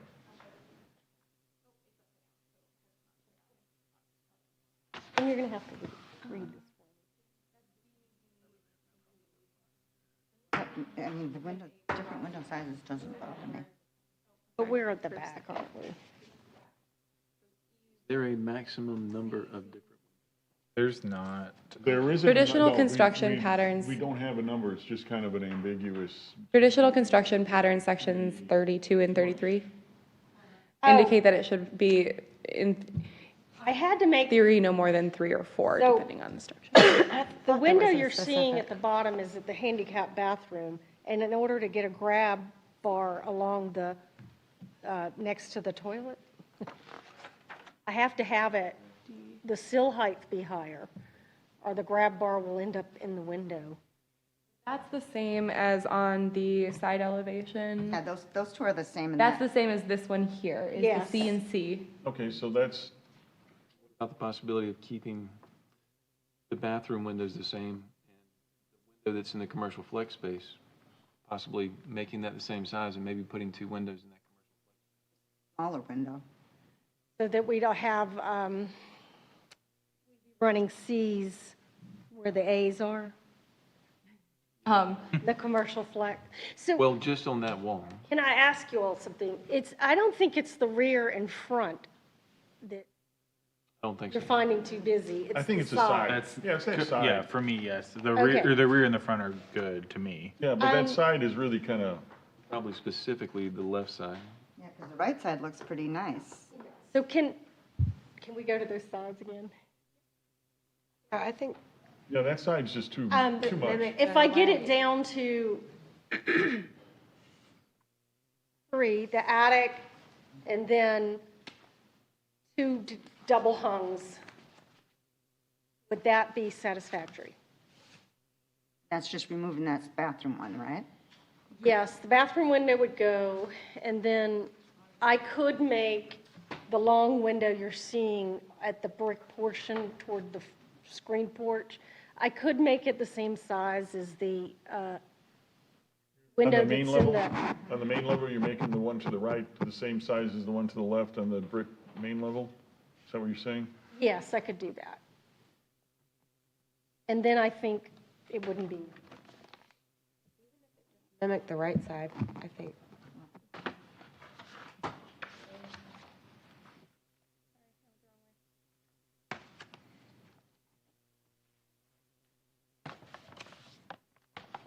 I did see us ask you to remove a bathroom window. My preference would be to try to find a solution that would, Can you shift the window over and make it longer? I wanna see the bathroom. or can we take that A in the commercial flex space and make that a C or 2 Cs? On the second floor, possibly doing the same thing in bedroom 1, If you're, making that a if you're just worried about the shutters, just move the window in the bathroom to the left, make so the shutters, well, you don't have shutter, yeah, the shutters would work, and you can make it the same size as the kitchen one. I'll try doing that. But mostly it's the side, if I got it down to maybe 3 sizes, 3 different window sizes, would that satisfy the board? 5 right now? left side. I mean, Yeah, you're it's not that gonna left see side all that's 4 just sides at two. the same time. Yeah. 3 or 4 You is usually like have too the, many windows there. Shorten the one and shift it over, you should be, Got them both labeled as left, guys. I am just a mess. I'm sorry. Okay, so want me to revise and then run it back by everyone, or just leave it to the, No, we're, you know, on something like this, don't you agree that if she agrees to changing what we state, that instead of bringing it back to the body, because that brings in another month, you know, if the HPRC concept and then staff being the approval, you know, because I just hate to delay people for another month. month for something like this, because it seems like it could be something that you're in agreement with. Katie, you have the authority to approve it if she does what she says she's going to do, and then you're good. I feel fairly comfortable with that. Additionally, if you all are comfortable with that, and when it comes back to me, I look at it and say, whoa, what's going on? I can always bring it back before the HPC if I am not comfortable making sure that it meets the intent of what you have made in your motion. I agree. I don't think there's any reason for it to come back to us, and I think that from the multiple comments you've received, probably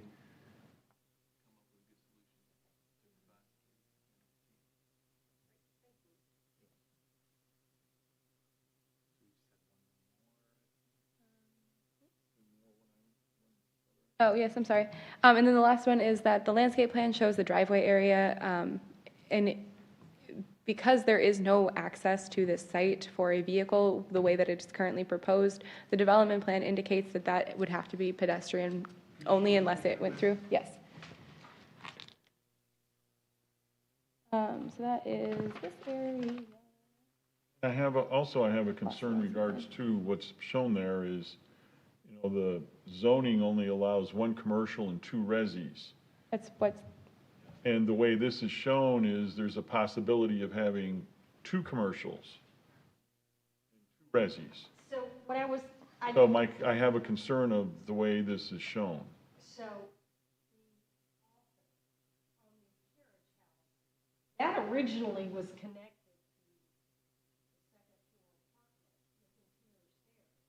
But because I had to make the depth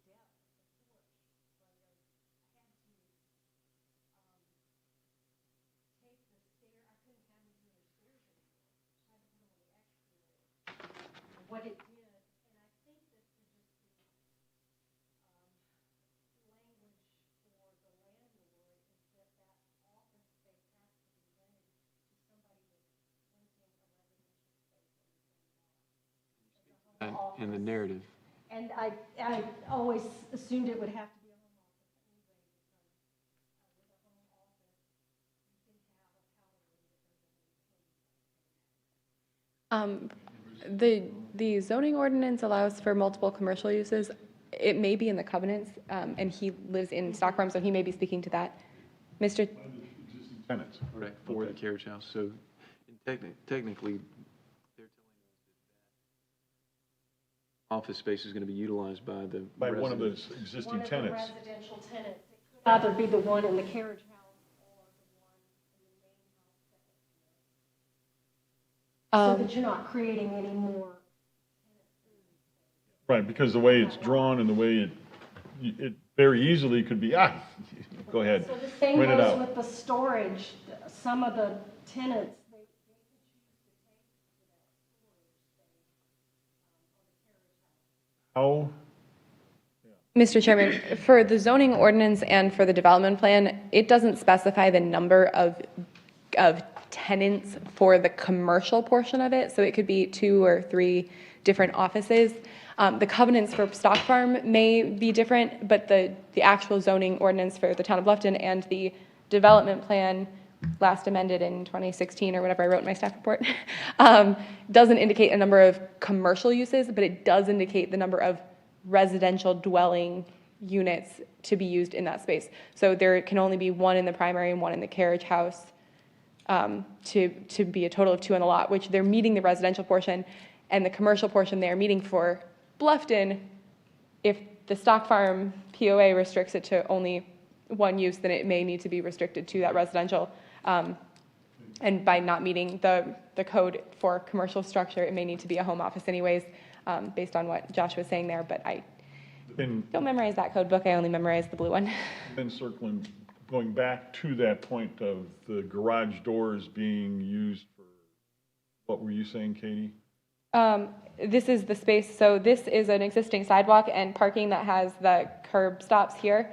And so it's just that this needs to be indicated on here that it is for pedestrian access only, and note that the town of Bluffton is not allowing it to be access for Oh.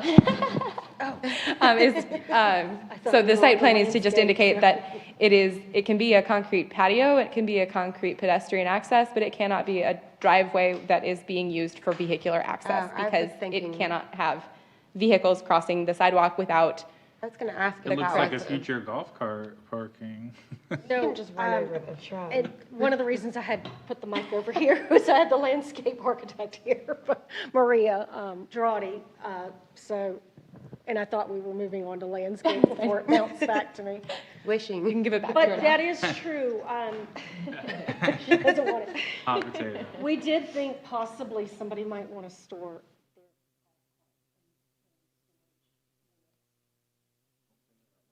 It cannot be a golf cart storage because it does not have vehicular access with, give me the word that I'm looking for, the textured crossings for pedestrian vehicular access.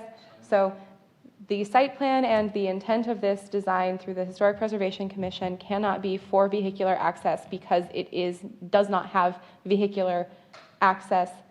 And if you make it Outside of into the property line. vehicular access there, you have to, if you eliminate don't one of the want- parkings, then you're gonna end up having to put two parking Provide the spots. parking spaces. Versus, No, our intention is not to.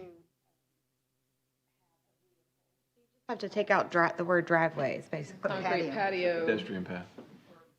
yeah, pedestrian path, something that has to be It eliminated. didn't look like it would be. It just, Or something, or, you know, Correct. It cannot be outdoor intended for gathering, vehicular use. Outdoor.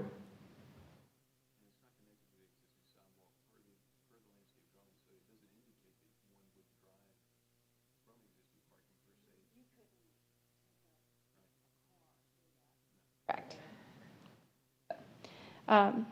That is, I believe, all I had on that. I feel like the only one, correct me, was we really, that colonnade one with the brick Oh, yes. columns that were 20 inches. Because if that's the case, then it's, what, 6'4"?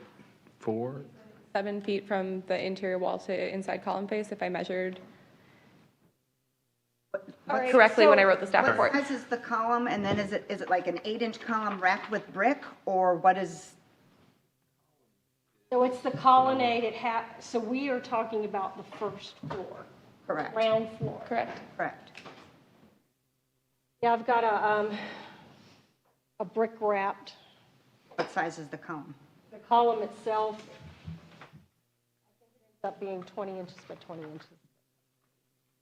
I think that's right, Ansley. It's Yeah, 12 by 12 because it's wrapped 12 with inch. brick. Yeah, wrapped with it's brick. about 20 inches by 20 inches. 8 foot minus 20 inches, so you're at 6'8", right? But 4, right? When I measured it on the floor plans, it was 7 feet from the inside of wall to the inside of the column face that showed the brick wrapping on it. If that is not accurate, we have other concerns, but I believe that the floor plan. So it's 16 inches. The dimension, the 8 feet is from, well, okay, so it's from the framed Frame wall assembly. to the concrete block face. Sounds like I've got to increase it from the 20. brick face to the brick. 18, 20. Base, 8 Brick to feet. brick, so it needs to Has grow to by be 20 8 inches. feet. To alter the. I bet. 12 now with metal roof, so. With metal roof, you can just go 2.5 if you have to. 412 on the front, I'm sorry.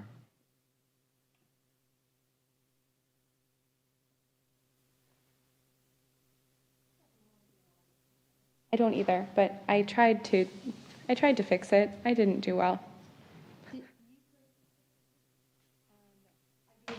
Yeah, I know I printed that. I'm sorry. Okay, so it wasn't from me, it's something. The digital version, though, is the same. Yeah, I don't know. But yeah, I'm sorry, your printed version is what is. Yeah, it's a 412 right now. Have to come out, just go to 312. That's doable. I believe I measured on here. I mean, I put a scale to it, which I know you're not supposed to scale it without what it says, but I did put a scale to it, and so a foot is what I am asking based on the drawings. The front sodded area gets reduced by 20 inches. The column is 20 inches, so if it's got to be 8 feet from the brick wall to the column, You can move that column forward, though, without moving the building on the site plan, because you're not within the setback. Yeah, there's no issue with front setbacks or anything So like you don't that. have to move, you don't have to change anything about the main mass of the building. It would just be bringing this out one, and I know it lowers the roof pitch there. So I can keep, are you saying I can keep my main building Yeah. just move their columns out. here, even if it, That up by one. okay, It's this that's the. That would the help. setback. because I would like to keep the distance between the carriage house and the main house. Stretch that porch. All right, That direction, and then okay. with it. So it's not. I didn't see an issue with the site plan. How about that? when I was looking at that. Was there something else with the landscape? No, the staff comment would, Comments with the Would hit landscape, that. the last comment? Just the driveway, not being a driveway, being a walkway, and information about the brick because it needs to be locally sourced or reclaimed. On the landscape plan, Besides, a tree removal permit is required. and we still have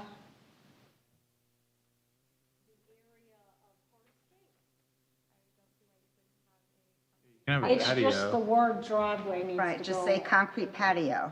Yeah, just Okay. eliminate It's that. just a semantic in terms of Right. Correct, because we cannot encourage vehicular impact against the human walkway without raised. I just think it yeah, still no, I makes a think nice that makes patio sense. area. No, that makes sense for that whole area, and Yeah, I it's like nice how it worked out. Yes. Yes. I've got a question That doesn't have to change, we just have to remove, take the word driveway. related to and that just item. adjust it. Which one? Rick, so locally sourced or reclaimed. Correct. Define locally sourced. So it has been within, I believe, it's 100-mile radius or something is what is defined as locally sourced by one of the documents that we have. I can't remember. I cannot source that exact statement.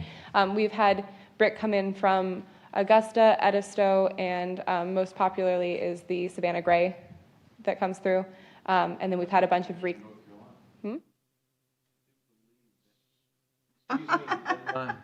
Yeah, like Salisbury. Correct. Those have been That's all a tough one. acceptable. I've never been a part of a conversation related to locally sourced brick before. Regionally sourced brick. Even if it's getting painted. Specifically, the wall Spend material the money on calls Savannah that Gray. out as a challenge with the brick siding. It is only permitted if it is a recycled, reclaimed, or locally sourced material. So,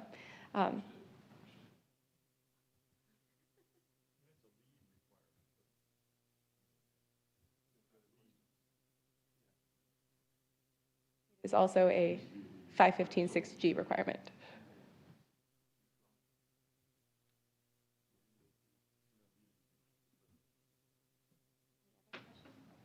If there's no other discussions on this, it looks like we're going to be looking for a motion. Prepared to make a motion here.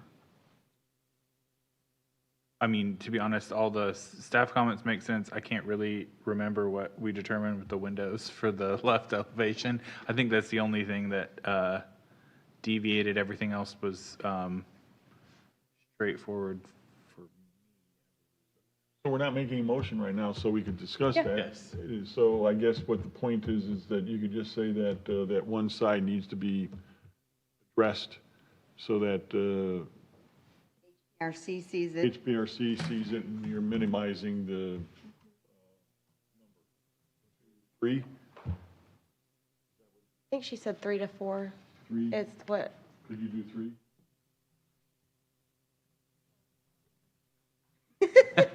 Well, how many are there? The right one now? over a little bit. I guess a motion could be made by saying, you know, The three different sizes. There you go. at certain elevation. Maximum on the side elevation. That in agreement with the committee? Yes. Okay. So now, therefore, we're looking for a motion. I'd like to make a motion for approval of the application with all of staff recommendations, with the caveat of number 9, to revise the side elevations as discussed, to be reviewed by HPRC. And I second. Oh, Second, any further discussion? No? Is that good? All in favor? Aye. Aye. Any opposed? Unanimous? It looks like that passed. So you have the ability to bring that, HPRC meets every Monday. Mondays, and Yes, and that is all that is on the agenda. There are no discussion items. all that's on discussion, and so we have no discussions. So that means that we are now looking for another motion, and that motion for this evening is what? I motion we adjourn. And could I get a second on I'll that? second it. And can I get any discussion? All in favor? Aye? Meeting closed. It's